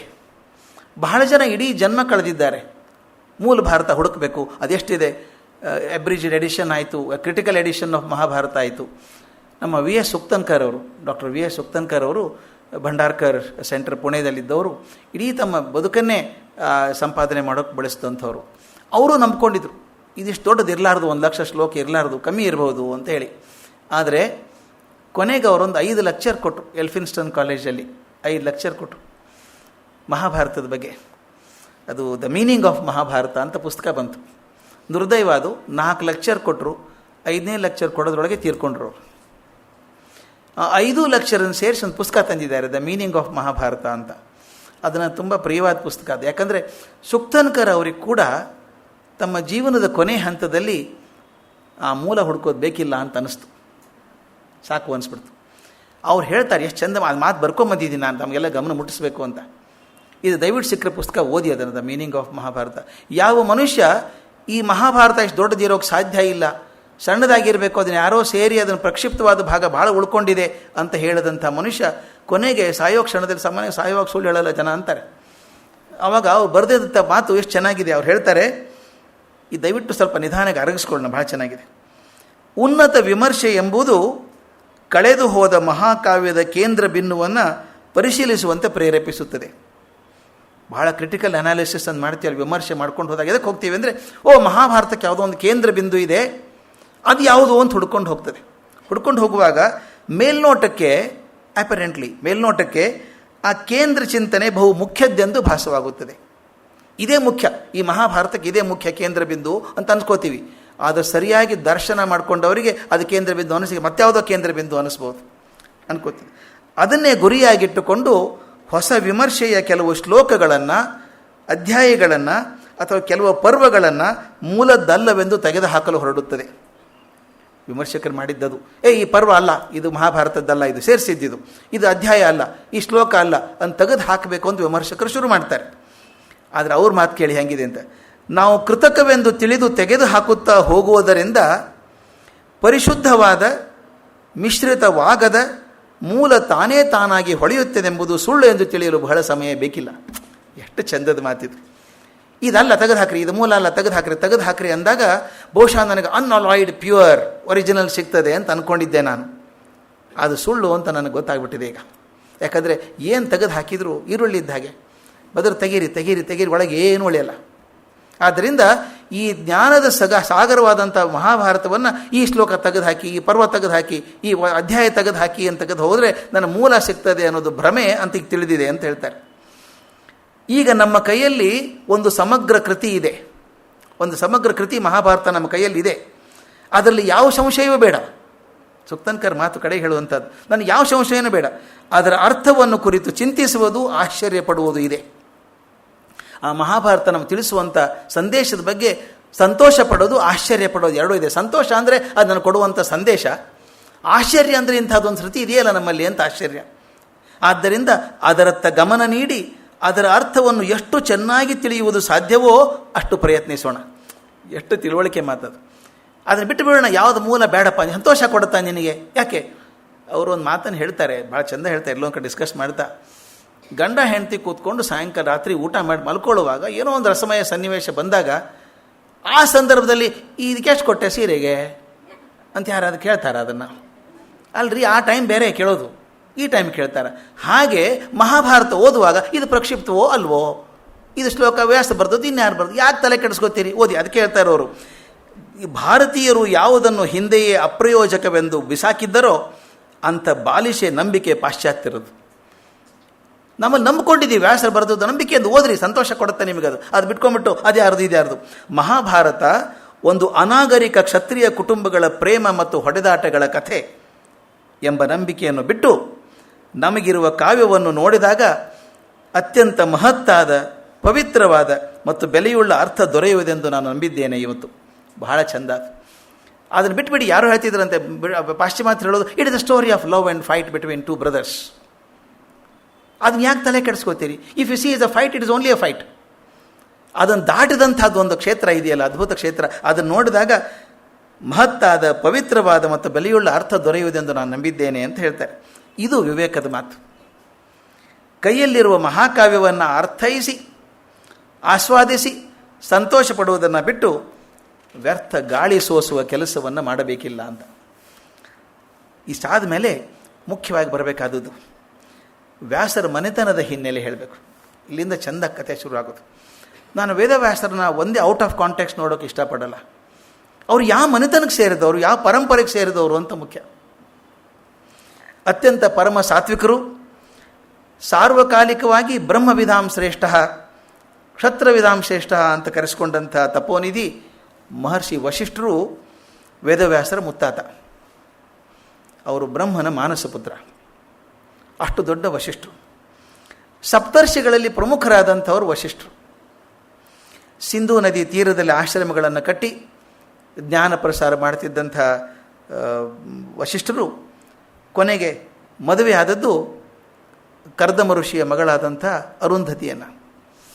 ವ್ಯಾಸ ಮತ್ತು ಅರುಂಧತಿಯರ ದಾಂಪತ್ಯ ಅತ್ಯಂತ ಆದರ್ಶ ದಾಂಪತ್ಯ ಅಂತ ಹೇಳ್ತಾರೆ. ಇವತ್ತಿಗಾದರೂ ನಮ್ಮ ಮನೆಯಲ್ಲಿ ಯಾರು ಮದುವೆ ಆದರೆ ಹುಡುಗ ಹುಡುಗಿನ ಕರ್ಕೊಂಡು ಹೋಗಿ ಮಧ್ಯಾಹ್ನ 12:30 ಕೂಡ ಅರುಂಧತಿ ನಕ್ಷತ್ರ ನೋಡು ಅಂತ ಹೇಳ್ತಾರೆ. ಇವ್ರಿಗೆ ಕಾಣಿಸುತ್ತಾ ಬಿಡುತ್ತೋ ಅರುಂಧತಿ ಹೆಸರಾದರೂ ಕಿವಿ ಮೇಲೆ ಬೀಳ್ತದೆ. ಅರುಂಧತಿ ಹೇಗೆ ಬದುಕಿದ್ಲು ನನಗೆ ಎಷ್ಟೋ ಸಲ ಆಶ್ಚರ್ಯ ಆಗುತ್ತೆ. ಅರುಂಧತಿದು ಏನು ಸ್ಪೆಷಲ್ ಇರಬೇಕು? ಯಾಕೆ ಇಷ್ಟ ಆಗ್ತದೆ ನನಗೆ ಅರುಂಧತಿ ಯಾಕೆ ಹೇಳ್ತಾರೆ ಅಂತಂದರೆ, ವ್ಯಾಸ ಅರುಂಧತಿಯರಿಗೆ 100 ಜನ ಮಕ್ಕಳು, 100 ಜನ ಸತ್ತು ಹೋಗ್ತಾರೆ ರೀ. 100 ಜನ ವಿಶ್ವಾಮಿತ್ರನ ಇದರಿಂದಾಗಿ ಮುಂದೆ ಬರ್ತಾರೆ. ವಶಿಷ್ಠರಿಗೆ 100 ಜನ ಮಕ್ಕಳು. ಆ 100 ಜನ ಮಕ್ಕಳು 100 ಜನನೂ ಸತ್ತು ಹೋದಾಗ ಆ ತಾಯಿ ಕರಳು ಏನಾಗಿರ್ಬೇಕು ಹೇಳಿ. ಇಷ್ಟಾದರೂ ಗಂಡ ಹೆಂಡತಿ ಎಷ್ಟು ಚೆನ್ನಾಗಿ ಬದುಕಿದ್ರು ಅಂತ. ಆದರೆ ವ್ಯಾಸರು ಯಾವಾಗ ಹೇಳ್ತಾರೆ, ಶಾಂತಿಯನ್ನು ಕಳ್ಕೊಳ್ಳಿಲ್ಲ, ಮನಸ್ಥಿತಿಯನ್ನು ಕಳ್ಕೊಳ್ಳಿಲ್ಲ, ಜಗತ್ತಿನ ಬಗ್ಗೆ ಪ್ರೀತಿಯನ್ನು ಕಳ್ಕೊಳ್ಳಿಲ್ಲ, ಇಬ್ಬರು ಹಾಗೆ ಬದುಕಿದ್ರು ಅಂತ ಹೇಳೇನೆ ಇವತ್ತು ಹುಡುಗರಿಗೆ ಮಾದರಿಯಾಗಿ ಅರುಂಧತಿಯನ್ನು ತೋರಿಸುವಂಥದ್ದು. ಹಾಗೆ ಬದುಕಿದವರು ಗಂಗಾ ನದಿ ದಂಡೆ ಬಂದು ಇವತ್ತು ಉತ್ತರಾಖಂಡ ಅಂತ ಹೇಳ್ತೀವಲ್ಲ, ಅಲ್ಲಿ ಬಂದ ನೆಲೆ ಆದಂಥವ್ರು. ಈ ಬುದ್ಧ ಪರಂಪರೆಯಲ್ಲಿ ಕೂಡ ಮಾತು ಬರ್ತಾಯಿದೆ. ನಾನು ಮೊನ್ನೆ ಓದ್ತಾ ಇದ್ದೆ, ಒಂದು ಮೊದಲನೇದ್ದು ಪರ್ವ ತೆವಿಜ್ಯ ಸುತ್ತ ಅಂತ ಬರುತ್ತೆ ಪಾಲಿ ಭಾಷೆಯಲ್ಲಿ. ಅದನ್ನು ನೋಡ್ತಿರ್ಬೇಕಾದ್ರೆ ಆಶ್ಚರ್ಯ ಅನ್ನಿಸ್ತು ನನಗೆ. ಈ ಪಾಲಿ ಭಾಷೆ ಪಠ್ಯಗಳಿದ್ದಾವೆ, ದಿಖಾಯ ಅಂತ ಒಂದು, ಆಮೇಲೆ ತೆವಿಜ್ಯ ಸುತ್ತ ಅಂತ, ಸೂತ್ರ ಇದ್ದದ್ದು ಪಾಲಿಯಲ್ಲಿ ಸುತ್ತ ಅಂತ ಆಗ್ತದೆ. ಅದರಲ್ಲಿ ಬುದ್ಧ ವೇದ ಪಾರಂಗತರ ಜೊತೆಗೆ ಸಂವಾದ ಮಾಡಿದ ಅಂತ ಬರ್ತದೆ. ಯಾರ ಜೊತೆಗೆ ಮಾಡಿದ ಹೇಳ್ತಾನವನು, 10 ಜನ ಋಷಿಗಳ ಹೆಸರನ್ನು ನೆನಪಿಡ್ತಾನೆ. ಬುದ್ಧ ಹೇಳ್ತಾನೆ, ಅಂಥವ್ರು ಇದ್ದಾರೆ, ಅವ್ರು ರಚಿಸಿದ ಮಂತ್ರಗಳನ್ನು ಇವತ್ತೂ ನಮ್ಮ ಜನ ಪಠನೆ ಮಾಡ್ತಾರೆ ಅಂತ ಬುದ್ಧ ಹೇಳುವಂಥ ಮಾತು. ಅದರಲ್ಲಿ ಒಂದು ಹೆಸರು ಬರ್ತದೆ, ವ್ಯಸೆತ್ತ ಅಂತ. ಸಂಸ್ಕೃತದ ವಶಿಷ್ಠ ಪಾಲಿ ಭಾಷೆಯಲ್ಲಿ ವ್ಯಸೆತ್ತ ಆಯಿತು. ಅಂದರೆ ಬುದ್ಧನ ಸಾಹಿತ್ಯದಲ್ಲಿ ಕೂಡ ವಶಿಷ್ಠರಿಗೊಂದು ದೊಡ್ಡ ಸ್ಥಾನ ಇದೆ ಅಂತ. ಋಗ್ವೇದದ 7ನೇ ಮಂಡಲದ ರಚನೆ ಮಾಡಿದವರು ವಶಿಷ್ಠರು. ಅವ್ರು ಮುಖ್ಯ ಬರೆದದ್ದು ವಶಿಷ್ಠ ಸಂಹಿತ, ಪ್ರಾಚೀನ ಯೋಗ ಪಠ್ಯ, ಅದು ಅಗ್ನಿ ಪುರಾಣ ಬರೆದರು. ಋಷಿ ಪುಲಸ್ತರ ಜೊತೆಗೆ ವಿಷ್ಣು ಪುರಾಣ ಬರೆದರು. ಯೋಗ ವಾಸಿಷ್ಠ ಬರೆದರು. ಯೋಗ ವಾಸಿಷ್ಠ ಬಹಳ ಜನ ಓದ್ತಾರೆ ಅದನ್ನು. ಮುಖ್ಯವಾಗಿ ಪುರಾತನ ಯೋಗ ಹಾಗೂ ವೇದಾಂತದ ತತ್ವಶಾಸ್ತ್ರ ಗ್ರಂಥ ಅದು. ಇದು ವಶಿಷ್ಠ ಮತ್ತು ಶ್ರೀರಾಮ ನಡುವೆ ಸಂವಾದ ನಡೆದ ಹಾಗಿದೆ, ಅದನ್ನು ಬರೆದರು. ಇನ್ನು ಮುಂದಿನ ಕಥೆ ಏನಿದೆಯಲ್ಲ ವಶಿಷ್ಠರದು ಬಹಳ ಮುಖ್ಯವಾಗಿರುವಂಥ ಕಥೆ. ಇದು ಮುಂದಿನ ತಲೆಮಾರಿಗೂ ತೊಗೊಂಡು ಹೋಗುವಂಥದ್ದು. ವಶಿಷ್ಠರು ಇದ್ದಾಗ ಈ ಗಾದಿ ರಾಜನ ಮಗ ಕೌಶಿಕ ಅನ್ನೋನು ರಾಜ ಆದ. ಅವನು ಶೂರ, ಪರಾಕ್ರಮಿ, ಅದ್ರ ಜೊತೆ ದುರಹಂಕಾರಿ, ಅದ್ರ ಜೊತೆಗೆ ಶಕ್ತಿವಾನ ಮತ್ತು ಬೇಟೆ ಆಡೋ ಹುಚ್ಚು. ಸಹಸ್ರಾರು ಜನರು ಕಟ್ಕೊಂಡು ಬೇಟೆ ಆಡೋಕ್ಕೆ ಹೋದಂತೆ. ಬೇಟೆ ಆಡೋಕ್ಕೆ ಹೋದವನು ಸುಸ್ತಾಯಿತು, ಬೇಟೆ ಮುಗಿದ ಮೇಲೆ ಹಸಿವೆ ಆಯಿತು, ಎಲ್ಲಿ ಹೋಗಬೇಕು, ಒಂದು ಆಶ್ರಮ ಕಾಣಿಸ್ತು, ಬಂದ, ವಶಿಷ್ಠರ ಆಶ್ರಮಕ್ಕೆ ಬಂದ. 1000 ಜನ ಸೈನಿಕರು ಕರ್ಕೊಂಡ್ಬಂದಾಗ ಅವ್ರು ಊಟಕ್ಕೆ ಕೊಡೋದು ಹೇಗೆ, ವ್ಯವಸ್ಥೆ ಮಾಡೋದು ಹೇಗೆ. ಆದರೆ ಆಶ್ಚರ್ಯ ಅವನಿಗಂದರೆ 1000 ಜನಕ್ಕೂ ಆಗುವಂಥ ಅತ್ಯಂತ ಚೆನ್ನಾಗಿರುವಂಥ ಊಟ ವ್ಯವಸ್ಥೆ ಎಲ್ಲ ಆಗಿದೆ ಅವರಿಗೆಲ್ಲ. ಅವನೊಂದು ಸಣ್ಣ ಆಶ್ರಮದಲ್ಲಿ ಇಷ್ಟು ಜನಕ್ಕೆ ವ್ಯವಸ್ಥೆ ಹೇಗೆ ಮಾಡಿದಿರಿ ನೀವು ಅಂತ ಕೇಳಿದಾಗ ವಶಿಷ್ಠ ಹೇಳ್ತಾರೆ, ಇಲ್ಲಪ್ಪ ನನ್ನ ಕಡೆ ಕಾಮಧೇನು ಇದೆ, ಅದರ ಮಗಳಾದ ನಂದಿನಿ ಇದೆ, ಆದ್ದರಿಂದ ಅವರೆಲ್ಲ ವ್ಯವಸ್ಥೆ ಮಾಡ್ತಾರೆ, ನಮಗೆ ನೀವೇನು ಬೇಡಿದ್ದನ್ನು ಕೊಡುವಂಥ ಹಸುಗಳು ಅಂತ ಹೇಳ್ತಾರೆ. ಇವನು ಊಟ ಮಾಡ್ಕೊಂಡು ಸುಮ್ಮನೆ ಹೋಗ್ಬೇಕಲ್ಲ, ಕೊಟ್ಟಿದ್ದಾರೆ ಅಂತ. ಈ ಕ್ಷಾತ್ರ ತೇಜ ಬಿಡಲ್ಲ ಅದು. ಅವನಂದ, ನೀವು ಇಟ್ಕೊಂಡು ಏನು ಮಾಡ್ತೀರಿ ಇದನ್ನ ಅಂದ.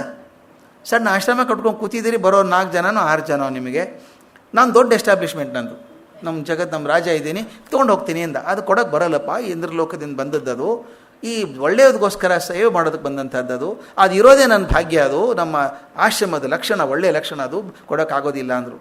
ಅವನು ಹೇಳಿದಾಗ, ಕೊಡೋದು ಬಿಡ್ತೀನ ನಾನು, ಏನು ಪರ್ಮಿಷನ್ ಕೇಳ್ತೀನ, ಎಳ್ಕೊಂಡು ಹೋಗ್ತೀನಿ ಅಂದ. ಆವಾಗ ನಂದಿನಿ ಬಂದು ವಶಿಷ್ಠರ ಮುಂದೆ ಗೋಳು ಕರ್ಕೋತಿದೆ. ಅಲ್ಲಪ್ಪ, ನಾನು ನಿಮ್ಮ ಕಡೆ ಬಂದಿದ್ದೀನಿ ವಶಿಷ್ಠರೇ, ಅವ್ನು ಎಳ್ಕೊಂಡು ಹೋಗ್ತೀನಿ ಅಂತಾನೆ, ಏನು ಮಾಡೋದು ಅಂತ. ವಶಿಷ್ಠ ಹೇಳ್ತಾರೆ, ನೋಡಪ್ಪ, ಅವನ ಶಕ್ತಿ ಮುಂದೆ ನನಗೆ ಆಡೋಕ್ಕಾಗೋದಿಲ್ಲ, ಅವನು ಬಲ ಪ್ರಯೋಗ ತೊಗೊಂಡು ಹೋಗ್ತಾನೆ, ನಿನ್ನ ರಕ್ಷಣೆ ನೀನೇ ಮಾಡ್ಕೋ ಅಂತ ಹೇಳ್ತಾರೆ. ಅಷ್ಟು ಸಾಕು ನಂದಿನಿ.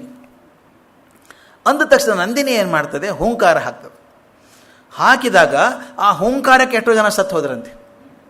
ಆಮೇಲೆ ಕಂಡಲ್ಲಿ ಕಿಡಿ ಹಾರಿ ಆ ಕಿಡಿಗೆ ಸತ್ತು ಹೋದ್ರು ಜನ ಎಲ್ಲ. ಅದೆಷ್ಟು ಚಂದ ವರ್ಣನೆ ಮಾಡ್ತಾರೆ. ಅದರ ದೇಹದಿಂದ ಸೈನಿಕರು ಬರೋಕ್ಕೆ ಶುರು ಆಯ್ತಂತೆ. ಬಾಲದಿಂದ ಪಲ್ಲವರು ಬಂದರು, ಮೊಲೆಗಳಿಂದ ದ್ರವಿಡರು ಬಂದರು, ಶಾಕರು ಬಂದರು, ಹೊಟ್ಟೆಯಿಂದ ಅಸಾಮಾನ್ಯ ಶಕ್ತಿ ಯವನರು ಬಂದರು, ಮತ್ತು ಬಾಯಿಯ ನೊರೆಯಿಂದ ಪೌಂಡ್ರರು, ಕಿರಾತರು ಬಂದರಂತೆ. ಇವರೆಲ್ಲ ಬಂದು ಒಂದು ಕ್ಷಣದಲ್ಲಿ ವಿಶ್ವಾಮಿತ್ರನ ಸೈನ್ಯವನ್ನು ಹೊಡೆದು ಧೂಳಿಪಟ ಮಾಡಿಬಿಟ್ರು, ಎಲ್ಲ ಸತ್ತೋಗ್ಬಿಟ್ರು. ವಿಶ್ವಾಮಿತ್ರ ಬದುಕೋಡ್ ಹೋದ್ರೆ ಸಾಕು ಅಂತ. ಆಗ ಅವನು ಮಾತು ಹೇಳ್ತಾನವನು, ಇದು ನೋಡಿದವನು ಒಂದು ಬಾಣ ಇಲ್ಲ, ಒಂದು ಬಿಲ್ಲಿಲ್ಲ, ಬರೀ 2 ಹಸು ಇಟ್ಕೊಂಡು ಕೂತಿದ್ದಾರೆ ವಶಿಷ್ಠರು, ಅವ್ರನ್ನ ಸೋಲ್ಸೋಕ್ಕಾಗಲಿಲ್ಲ ಅಂತ ಹೇಳಿ ಸಿಟ್ಟಿಂದ ಹೇಳ್ತಾನೆ, ದಿಗ್ಬಲಂ ಕ್ಷತ್ರಿಯ ಬಲಂ ಬ್ರಹ್ಮತೇಜೋ ಬಲಂ ಬಲಂ. ಇದು ಕ್ಷತ್ರಿಯ ಬಲಕ್ಕೆ ಏನು ಅರ್ಥ ಇಲ್ಲ, ಇದು ನಿಜವಾಗಿದ್ದರೆ ಬ್ರಹ್ಮತೇಜ ಬಲ ಇರಬೇಕು ಅಂತ ಹೇಳಿ ವಾಪಸ್ ಹೋಗಿ ತಾನು ತಪಸ್ಸು ಮಾಡಿ ತಪಸ್ವಿಯಾಗಿ ಅನೇಕ ಸಿದ್ಧಿಗಳನ್ನು ಪಡ್ಕೊಂಡು ದೊಡ್ಡವನಾದರೂ ಕೂಡ ಕೆಲವೊಂದು ಸಲ ಹಳೆ ವಾಸನೆ ಹೋಗಲ್ಲ. ನೀವು ಹಸಿ ಈರುಳ್ಳಿ ಹೆಚ್ಚಿಬಿಟ್ರೆ ಇಳಿಗೆಯಿಂದ ಅಥವಾ ಚಾಕೋದಿಂದ ಕತ್ತರಿಸಿದರೆ ಮರುದಿವಸ ನೀವೇನು ಮಾಡಿದ್ರೆ ಈರುಳ್ಳಿಗೆ ವಾಸನೆ ಇರುತ್ತೆ. ಅದಕ್ಕೆ ಈರುಳ್ಳಿ ವಾಸನೆ ಹೋಗಲ್ಲ ಅಂದರೆ ಮನಸ್ಸಿನ ವಾಸನೆ ಹೋಗುತ್ತಾ? ವಶಿಷ್ಠರ ಬಗ್ಗೆ ದ್ವೇಷ ಕಮ್ಮಿ ಆಗಲಿಲ್ಲ, ಉಳ್ಕೊಂಡ್ಬಿಡ್ತಾ ಆತನಿಗೆ. ತಪಸ್ವಿ ಆದ, ಎಲ್ಲ ಆಯಿತು. ಅವನೊಂದು ಹಠ, ವಶಿಷ್ಠರ ಕಡೆಯಿಂದಾನೇ ತಾನು ಬ್ರಹ್ಮರ್ಷಿ ಅಂತ ಅನಿಸ್ಕೋಬೇಕು ಅಂತ ಒಂದು ಹಠ. ಆಗ್ತಿರ್ಲಿಲ್ಲ. ರಾಜರ್ಷಿ ಅಂತ ಕರೆಯೋರು ಅವ್ರು ಯಾವಾಗಲೂ, ಅದರಿಂದ ಬ್ರಹ್ಮರ್ಷಿ ಅನಿಸ್ಕೋಬೇಕು ಅಂತ ಆ ಕೋಪ ಇತ್ತು ಅವನೊಳಗೆ. ಈ ಸಮಯದಲ್ಲಿ ಒಬ್ಬ ರಾಜ ಬರ್ತಾನೆ, ಕಲ್ಮಷಪಾದ ಅಥವಾ ಕಲ್ಮಾಷಪಾದ ಅಂತ ಕರೀತಾರೆ. ಹೆಸರೇ ಕಲ್ಮಷಪಾದ. ಅವನು ಕಾಲು ಕೊಳಕಾಗಿತ್ತು. ಒಂದು ಯಾಕಾಯಿತು ಅಂತ ಮುಂದೆ ಹೇಳ್ತೀನಿ. ಅವನು ಏನೋ ಶಾಪ ಕೊಡೋಕೆ ಹೋದ, ಋಷಿಗಳಿಗೆ ಕೊಡೋಕೆ ಹೋದಾಗ ಕೈಯಲ್ಲಿ ನೀರು ಹಿಡ್ಕೊಂಡಿದ್ದಾನೆ. ತಪ್ಪು ಅಂತ ಗೊತ್ತಾಯಿತು. ಈ ನೀರೆಲ್ಲ ಹಾಕ್ಬೇಕೀಗ? ಗಾಳಿಯಲ್ಲಿ ಹಾಕಿದರೆ ಗಾಳಿ ಹಾಳಾಗಿ ಹೋಗ್ತದೆ. ಎಷ್ಟು ಕಲ್ಪನೆ ಇದೆ ನೋಡಿ, ಎನ್ವೈರ್ಮೆಂಟಲ್ ಎಷ್ಟು ಚೆನ್ನಾಗಿದೆ. ಗಾಳಿ ಮಳೆ ಹಾಳಾಗಿ ಹೋಗ್ತದೆ, ಮಳೆ ಹಾಳಾಗ್ತದೆ, ಮೋಡ್ಗಳು ಚೆದರಿ ಹೋಗ್ತವೆ. ನೆಲಕ್ಕೆ ಹಾಕಿದರೆ ಬೆಳೆ ಬೆಳೆಯಲ್ಲ, ಸತ್ತು ಹೋಗ್ತದೆ, ನೆಲ ಸತ್ತು ಹೋಗ್ತದೆ. ಬೇಡ ಅಂತ ಕಾಲು ಮೇಲೆ ಹಾಕ್ಕೊಂಡ, ಕಾಲು ಕೆಟ್ಟು ಹೋಯಿತು ಅಂತ. ಅದು ಕರಿ ಬಿಳಿಯಾಗಿ ಒಂಥರ ಕಾಲು ಕಲ್ಮಶ ಆಯಿತು ಅಂತ. ಅದು ಕಲ್ಮಾಷಪಾದ ಅಂತ ಅವನ ಹೆಸರು. ಅವನ ರಾಜ, ಅವನ ಹೆಸರು ಆ್ಯಕ್ಚುಲಿ ಕಲ್ಮಷಪಾದ ಅಲ್ಲ, ಅವನ ಹೆಸರು ಪ್ರವೃದ್ಧಿ ಅಂತ ಹೆಸರು. ಪಾಪ ಒಳ್ಳೆ ರಾಜ, ತಾನು ಪಾಡಿ ತಾಯಿದ್ದ. ಒಂದು ದಿವಸ ಕಾಡಿಗೆ ಬೇಟೆ ಹೋಗಿದ್ದಾನೆ. ಈ ಸ್ವಲ್ಪ ನಕ್ಷತ್ರ ತೇಜ ಇರ್ತದೆ ಒಳಗಡೆ, ಸ್ವಲ್ಪ ರಾಜಸ್ ಗುಣ ಅದು. ಹೋಗ್ತಿರ್ಬೇಕಾದ್ರೆ ಒಂದು ಇಕ್ಕಟ್ಟಿನ ದಾರಿ ಬಂತು. ಹೀಗೆ ಸಂಧಿಯಲ್ಲಿ ಹೋಗೋದು ಕಾಡಲ್ಲಿ, ಒಬ್ಬರೇ ಹೋಗ್ಬೋದಂತ ಸಣ್ಣ ಹಾದಿ ಅದು. ಎದುರುಗಡೆ ಒಬ್ಬ ಮನುಷ್ಯ ಬರ್ತಾ ಇದ್ದ, ಬ್ರಾಹ್ಮಣ ಬರ್ತಾ ಇದ್ದ. ಇವನು ರಾಜ ಹೋದ. ಇಬ್ಬರಲ್ಲಿ ಯಾರಾದರೂ ಒಬ್ಬರು ಮಾತ್ರ ಹೋಗುವಂಥ ದಾರಿ ಅದು. ರಾಜ ಆಟೋಮೆಟಿಕಲಿ ರಾಜ ಅಲ್ವಾ, ಹಿಂದೆ ಹೋಗ್ರಿ ನಾನು ಹೋಗಬೇಕು ಅಂದ. ಅವ್ನು ನಾನು ಹೋಗಲ್ಲ ಅಂತ ಅವನಂದ. ನೀ ಹೋಗು. ಸ್ವಲ್ಪ ವಾದ ವಿವಾದ ಆಯಿತು, ಸಿಟ್ಟು ಬಂತು. ಸಿಟ್ಟು ಬರೋದು ಯಾರಿಗೆ ಮೊದಲು? ರಾಜನಿಗೆ ಬಂತು. ಅವನೇನು ಮಾಡಿದೆ ಗೊತ್ತಾ? ಕೈಯಲ್ಲಿ ಚಾಬುಕ್ಕಿತ್ತಲ್ಲ, ರಥ ಓಡಿಸೋ ಚಾಬುಕ್ಕಿದ್ದ, ಪಟ ಪಟ ಪಟ ಆ ಋಷಿಗೆ ಹೊಡೆದ್ಬಿಟ್ಟ. ಋಷಿಗೆ ಹೊಡೆದ ತಕ್ಷಣ ಅವನಿಗೂ ಕೋಪ ಬಂತು. ನೀ ರಾಕ್ಷಸ ಹೋಗು ಅಂದ ಅವನು. ಈ ಶಾಪಗಳ ವಿನಿಮಯ ಆಗ್ತಿರುವಾಗ ವಿಶ್ವಾಮಿತ್ರ ನೋಡ್ದ ಅದನ್ನು. ಯಾರು ಒಂದು ಗೊತ್ತಾಯ್ತು, ರಾಜ ಯಾರು ಬ್ರಾಹ್ಮಣ ಯಾರು ಇಬ್ಬರದು ಗೊತ್ತಿದೆ, ಪರಿಚಯ ಇದೆ ಅವನಿಗೆ. ರಾಜ ಗೊತ್ತಾ, ಪ್ರವೃದ್ಧಿ ಅಂತ ಗೊತ್ತಾಯಿತು. ಈ ಬ್ರಾಹ್ಮಣ ಯಾರು ಗೊತ್ತಾ? ವಶಿಷ್ಠರ ಹಿರಿಯ ಮಗ ಶಕ್ತಿ ಅಂತ. ಆ 100 ಜನ ಮಕ್ಕಳಲ್ಲಿ ಹಿರಿಯರಾದವ ನೀವ. ಚಾನ್ಸ್ ಸಿಕ್ತು ಅಂದ. ಈಗ ಹೇಗಿದ್ರು ವಶಿಷ್ಠರ ಮೇಲೆ ಸೇಡು ತೀರ್ಸ್ಕೋಬೇಕಾಗಿದೆ ಅವನಿಗೆ. ಈಗ ಇವನೇ ಶಾಪ ಕೊಟ್ಟಿದ್ದಾನೆ ಋಷಿ ಶಕ್ತಿ, ಏನು ಅಂತ, ರಾಕ್ಷಸ ಆಗು ಅಂತ ಕೊಟ್ಟಿದ್ದಾನೆ. ಇವನು ತನ್ನ ತಪಶಕ್ತಿಯಿಂದ ಶಾಪ ತಕ್ಷಣ ಫಲಿಸುವ ಹಾಗೆ ಮಾಡಿಬಿಟ್ಟ. ಈ ಗೌರ್ಮೆಂಟ್ ಆರ್ಡರು ಬೇಗ ಬರಬೇಕಾದ್ರೆ ಆಫೀಸರ್ ಗೊತ್ತನೋರಿರ್ಬೇಕು, ಇದ್ರ ಬರಲ್ಲ, 3 ತಿಂಗಳು ಅಲ್ಲೇ ಕೂತಿರ್ತದೆ. ಇವನೇನು ಮಾಡಿದ, ಆರ್ಡರ್ ಬೇಗ ಬರೋ ಹಂಗೆ ಮಾಡಿ ಶಾಪ ಕೊಟ್ಟಿದ್ರಲ್ಲ ಇವರು ವಶಿಷ್ಠರು, ಶಕ್ತಿ ಕೊಟ್ಟಿದ್ನಲ್ಲ, ತಕ್ಷಣ ಈಡೇರೋ ಹಂಗೆ ಮಾಡಿ ರಾಕ್ಷಸ ಆಗ್ಬಿಟ್ಟ ಅವನು. ಅಷ್ಟೇ ಬಿಡಲಿಲ್ಲ ಅವನು. ವಿಶ್ವಾಮಿತ್ರ ತನ್ನ ತಪಶಕ್ತಿಯಿಂದ ಇನ್ನೊಬ್ಬ ರಾಕ್ಷಸನ ಸೃಷ್ಟಿ ಮಾಡಿದ, ಕಿಂಕರ ಅನ್ನೋ ರಾಕ್ಷಸ ಸೃಷ್ಟಿ ಮಾಡಿ ಅವನ ಮನಸ್ಸಲ್ಲಿ ಸೇರಿಸ್ಬಿಟ್ಟ. ಅವನಿಗೆ ಖರೇನು ರಾಕ್ಷಸ ಆಗ್ಬಿಟ್ಟ. 2 ರಾಕ್ಷಸರು ಕೂತ್ಕೊಂಡ್ಬಿಡ್ತಾವೆ. ಮೊದಲು ಅವನ ಶಾಪದ ರಾಕ್ಷಸ, ಇನ್ನೊಂದು ಕಿಂಕರ ರಾಕ್ಷಸ. ಇವನು ವಾಪಸ್ಸು ಅರಮನೆಗೆ ಬರಬೇಕಾದ್ರೆ ರಾಕ್ಷಸ ಆಗ್ಬಿಟ್ಟಿದ್ದಾನ. ಅವನು ಆಕಾರ ಮನುಷ್ಯರಂಗೆ ಇರಬೇಕು, ಒಳಗೆ ರಾಕ್ಷಸ ಆಗ್ಬಿಟ್ಟಿದ್ದಾನೆ. ಬರುವಾಗ ಒಬ್ಬರು ಬ್ರಾಹ್ಮಣ ಬಂದು ದಾರಿಯಲ್ಲಿ ನನಗೆ ಆಹಾರ ಕೊಡು ಅಂತ ಕೇಳಿದ್ನಂತೆ. ಇವು ಎಂಥ ಕೆಟ್ಟ ಬುದ್ಧಿ ನೋಡಿ, ರಾಕ್ಷಸ ಆದ್ಮೇಲೆ ಬರೋದು ಅಂಥದ್ದೇ ತಾನೆ. ಅವನು ಅರಮನೆಗೆ ಬಂದು ಏನು ಹೇಳಿದ ಅಡಿಗೆವರಿಗೆ ಅಂದರೆ, ಒಬ್ಬ ಬ್ರಾಹ್ಮಣ ಬಂದಿದ್ದಾನೆ ಹೊರಗಡೆ, ಅವನು ಊಟ ಬೇಕು ಅಂತಾನೆ, ಅವನು ನರಮಾಂಸ ಹಾಕಿದಂಥ ಅವನು ಅನ್ನ ಕೊಡಿ ಅವನಿಗೆ ಅಂತ ಹೇಳಿದ್ರು. ಮಾಡಿಕೊಟ್ರು. ಆ ಋಷಿ ನೋಡಿದ, ಬ್ರಾಹ್ಮಣ ನೋಡಿದ, ಛೇ ನನಗೆ ಇಂಥ ಕೆಟ್ಟ ಆಹಾರ ಕೊಡ್ತೀಯಾನು, ನೀನೇ ನರರಾಕ್ಷಸ ಬ್ರಾಹ್ಮಣ ಹೋಗ್ಬಿಡು ಅಂತ, ನರಮಾಂಸ ತಿನ್ನುವಂಥ ರಾಕ್ಷಸ ಆಗ್ಬಿಡು ಅಂದ್ಬಿಟ್ಟ. ಇದು 3ನೇ ಶಾಪ. ಇದು ಪಾಪ ಒಂದೇ ಸಾಕಾಗಿತ್ತು ಅದಕ್ಕೆ, ಇದು 3 ಶಾಪ. ಅವನು ರಾಕ್ಷಸ ಆದ ತಕ್ಷಣ ಸೀದಾ ಮತ್ತೆ ಕಾಡಿಗೆ ಹೋದ. ರಾಕ್ಷಸ ಆಗ್ಬಿಟ್ಟಿದ್ದಾನೆ, ನರಮಾಂಸ ತಿನ್ಬೇಕೆನ್ನ ಹೋದಾಗ ಎದುರಿ ಸಿಕ್ಕದ್ದು ಯಾರು? ಶಕ್ತಿ. ಈಗ ಅವನೇ ರಾಕ್ಷಸ ಆಗುವಂಥ ಶಾಪ ಕೊಟ್ಟಿದ್ದಾನೆ. ಅದ್ರ ಜೊತೆಗೆ ಒಂದು ಒಳಗಡೆ ರಾಕ್ಷಸ ಕಿಂಕರ ಸೇರ್ಕೊಂಡಿದ್ದಾನೆ. ಈ ಬ್ರಾಹ್ಮಣನ ಶಾಪ ಒಂದು ನರಮಾಂಸ ತಿನ್ನುವಂಥ ರಾಕ್ಷಸ ಆಗುವಂಥ ಮೊದಲನೇ ಬಲಿ ಶಕ್ತಿನ ಹೊಡೆ ತಿಂದ್ಬಿಟ್ಟ. ವಶಿಷ್ಠರ ಮಗನ ಕೊಂದು ತಿಂದ್ಬಿಟ್ಟ. ಅಷ್ಟೇ ಅಲ್ಲ, ವಿಶ್ವಾಮಿತ್ರರ ಪ್ರಚೋದನೆಯಿಂದ ಆ ಉಳಿದ 99 ಜನನೂ ಕೊಂದು ತಿಂದ್ಬಿಟ್ಟ. ಎಲ್ಲೆಲ್ಲಿ ಕತೆ ಬರ್ತದೆ ನೋಡಿ, ಹೇಗಿದೆ ಚಿತ್ರ ಇದು. ಆ 100 ಜನನ ಕೊಂದು ಹಾಕಿದಾಗ ಪಾಪ ವಶಿಷ್ಠರಿಗೆ ಏನಾಗಿರಬೇಕು, ಬಹಳ ದುಃಖ ಆಯ್ತಂತೆ. ದುಃಖ ಆಗಿ ಅವರು ಆತ್ಮಹತ್ಯೆ ಕೂಡ ಮಾಡ್ಕೋಬೇಕು ಅಂದ್ರಂತೆ. ಹೈಮಾವತಿ ಅಂತ ನದಿ, ಅಲ್ಲಿ ಹೋಗಿ ನದಿಯಲ್ಲಿ ಮುಳುಗಿ ಹಾಕಬೇಕು ಅಂತ ಹಾಕಿದರೆ ನದಿ ಅಂತಂತೆ, ನಿನ್ನಂಥ ಮನುಷ್ಯನ ನದಿಯಲ್ಲಿ ಸ್ನಾನ ಮಾಡ್ತೀಯಲ್ಲಪ್ಪ, ನನ್ನೊಳಗೆ ನಾನು ಪವಿತ್ರ ಆದೆ, ನೀನು ಮುಳುಗಿಸೋ ಸಾಧ್ಯ ಇಲ್ಲ ಅಂತ ಅದು ಸಹಸ್ರಧಾರೆಯಾಗಿ ಹರಿದು ಹೋಗ್ಬಿಡ್ತು ಅಂತ. ಅದು ಮುಳುಗಿಸ್ಲಿಲ್ಲ ಅವ್ರನ್ನ ಅಂತ. ಆಗ ವ್ಯಾಸರು ಮನೆಗೆ ಬಂದಾಗ ಅರುಂಧತಿ ಸಮಾಧಾನ ಮಾಡಿ, ಆದದ್ದಾಗೋಯ್ತು, ಇನ್ನೇನು ಮಾಡೋಕ್ಕಾಗೋದಿಲ್ಲ, ಜಗತ್ತನ್ನೇ ನನ್ನ ಮಕ್ಕಳು ಅಂತ ತಿಳ್ಕೊಂಡು ಬೆಳೆಸೋಣ ಅಂತ ಇಬ್ಬರು ಸಂತೋಷ ಆಗಿದ್ದು ಬದುಕಿದ್ರಂತ ಅವರು. ಈ 100 ಜನ ಮಕ್ಕಳು ಹೋದರು. ಆಮೇಲೆ ಈತ ಕಲ್ಮಾಶಪಾದ, ಇವನು ಇದನ್ನಲ್ಲ, ಇವನು ಋಷಿ, ಇವನು ರಾಜ ಪ್ರವೃದ್ಧಿ, ವಾಪಸ್ ಅರಮನೆಗೆ ಬರುವಾಗ ಇನ್ನೊಂದು ಕೆಲಸ ಆಯಿತು. ವಶಿಷ್ಠರ ಗುಣ ನೋಡಿ ಹೇಗಿದೆ ಅಂತ, ಅದ್ಭುತ ವಿಚಿತ್ರ ಕಥೆಗಳಿವು. ವಾಪಸ್ ಬರುವಾಗ ನರಮಾಂಸ ತಿನ್ಬೇಕಲ್ಲ ಇವನು, ಅದೇ ಕೆಲಸ ಇವನು. ಯಾವುದೋ ಇಬ್ಬರು ಬ್ರಾಹ್ಮಣ ದಂಪತಿಗಳಿದ್ದರಂತೆ, ಅವ್ರ ಸಂಯೋಗದಲ್ಲಿದ್ದಾರೆ, ಇಬ್ಬರು ಕೂಡಿದ್ದಾರೆ. ಇವನೇನಿಲ್ಲ, ಅವನು ಗಂಡಸನ್ನು ತೊಗೊಂಡು ತಿಂದ್ಬಿಟ್ಟ. ಆ ಹೆಂಡತಿ ಶಾಪ ಕೊಟ್ಟಳು. ಇದಕ್ಕೆ ಮತ್ತೊಮ್ಮೆ ಪ್ರತಿಧ್ವನಿ ಆಗ್ತದೆ ಮಹಾಭಾರತದಲ್ಲಿ, ಅದಕ್ಕೋಸ್ಕರ ಹೇಳ್ತಾ ಇದ್ದೀನಿ ಇದನ್ನು. ಹೆಂಡತಿಯವರೆಗೆ ಇರುವಂಥ ಗಂಡ ಇದ್ನಲ್ಲ ಬ್ರಾಹ್ಮಣ, ಅವನು ಕೊಂದು ತಿಂದಿದ್ದಕ್ಕೆ ಹೆಂಡತಿ ಶಾಪ ಕೊಟ್ಟಳು. ನಾವಿಬ್ಬರು ಮಿಲನ ಆಗಿರುವಾಗ ನೀನು ಮನ್ಕೊಂಡು ಗಂಡನ ಕೊಂದು ತಿಂದ್ಯಲ್ಲ, ಆದ್ದರಿಂದ ನೀನು ನಿನ್ನ ಹೆಂಡತಿ ಜೊತೆಗಿದ್ದಾಗ ನೀನು ಸಾವಾಗಲಿ ಅಂತ ಶಾಪ ಕೊಟ್ಟಳು. ಇವನು ವಾಪಸ್ ಬಂದ, ಮನೆಗೆ ಬಂದಾಗ ವಶಿಷ್ಠರು ಬಂದರು. ವಶಿಷ್ಠರಿಗೆ ಹೋಗ್ತಾನೆ. ಆ ವಶಿಷ್ಠರಿಗೆ ಗೊತ್ತಾಯ್ತು ರಾಕ್ಷಸ ಒಳಗೆ ಸೇರ್ಕೊಂಡಿದೆ ಅಂಥೇಳಿ. ಅಲ್ಲಪ್ಪ ನೀನು ಹೋಗಿ ತೆಗಿತೀನಿ ಅಂಥೇಳಿ ತಮ್ಮ ತಪಶಕ್ತಿಯಿಂದ ರಾಕ್ಷಸರನ್ನೆಲ್ಲ ತೆಗೆದ್ರು. ಆತ ಮತ್ತೆ ಮನುಷ್ಯ ಆದ, ಸಾಮಾನ್ಯ ಮನುಷ್ಯ ಆದ. ವಶಿಷ್ಠರ ಕಾಲು ಹಿಡ್ಕೊಂಡು ನಾನು ಗುರುಗಳಾಗಬೇಕು, ನೀವು ಗುರುಪುರೋಹಿತರಾಗಬೇಕು ಅಂತ ಕೇಳ್ಕೊಂಡ. ಅವ್ರು ಒಪ್ಕೊಂಡ್ರು. ಈಗ ಸಮಸ್ಯೆ ಏನು ಬಂತು ಅಂದರೆ, ಈ ಕಲ್ಮಾಶಪಾದ ಇದ್ದಾನಲ್ಲ ಇವನಿಗೆ ಮಕ್ಕಳಿಲ್ಲ. ಇದು ಯಾಕೆ ಹೇಳ್ತೀವಿ, ಇದು ಮುಂದೆ ಹಿನ್ನೆಲೆಯಾಗಿ ಬರುವಂಥದ್ದು, ಇದು ಭಾಳ ಅದ್ಭುತ ಸಿಮಿಲಾರಿಟಿ ಬರುವಂಥದ್ದು. ಮದಯಂತಿ ಅಂತ ಅವನ ಹೆಂಡತಿ, ಇವನು ಮಕ್ಕಳಿಲ್ಲ. ನಮ್ಮಲ್ಲೊಂದು ಮದುವೆ ಇದೆ, ಅಪುತ್ರಸ್ಯ ಗತಿರ್ನಾಸ್ತಿ. ಮಕ್ಕಳಿಲ್ಲ ಅಂದರೆ ಸ್ವರ್ಗ ಸಿಗಲ್ಲ ನಿಮಗೆ, ಗೇಟ್ವೇ ಇಲ್ಲ, ಪಾಸ್ ಇಲ್ಲ, ಅಲ್ಲಿ ಮಕ್ಕಳಿಲ್ಲ. ಇವನೇನು ಮಾಡಬೇಕು, ರಾಜ ಎಲ್ಲಿ ಮಕ್ಕಳಿಲ್ಲ ಸತ್ರ ಹೇಗೆ? ಆಗ ನಿಯೋಗ ಪದ್ಧತಿ ಅಂತಿತ್ತಲ್ಲ. ಆಗ ನೋಡಿ ವಿಚಿತ್ರ ಅಂದರೆ, ಹೋಗಿ ವಶಿಷ್ಠರನ್ನು ಕೇಳ್ತಾನವನು, ನೀನು ನನ್ನ ಗುರುಗಳು, ನೀವು ಆ ಶಾಪ ಏನು ಕೊಟ್ಟಿದ್ದಾನೆ ಅಂದರೆ ನಿಮ್ಮ ವೈರಿಗಳಿಂದಾನೇ ಮಕ್ಕಳಾಗಬೇಕು ಅಂತ. ನೀವೇ ನನ್ನ ವೈರಿಗಳಾಗಿದ್ದವ್ರು, ನೀನು 100 ಜನ ಮಕ್ಕಳನ್ನು ಕೊಂದು ಹಾಕಿದ್ದೇನೆ ನಾನು, ಆದ್ದರಿಂದ ನೀವೇ ನಿಯೋಗ ಪದ್ಧತಿಯಿಂದ ನನ್ನ ಮಕ್ಕಳನ್ನ ಕೊಡಬೇಕು ಅಂತ. ವಶಿಷ್ಠರು ಆ ಮದಯಂತಿಯಿಂದ ಮಗನ ಹುಟ್ಟಿಸ್ತಾರೆ.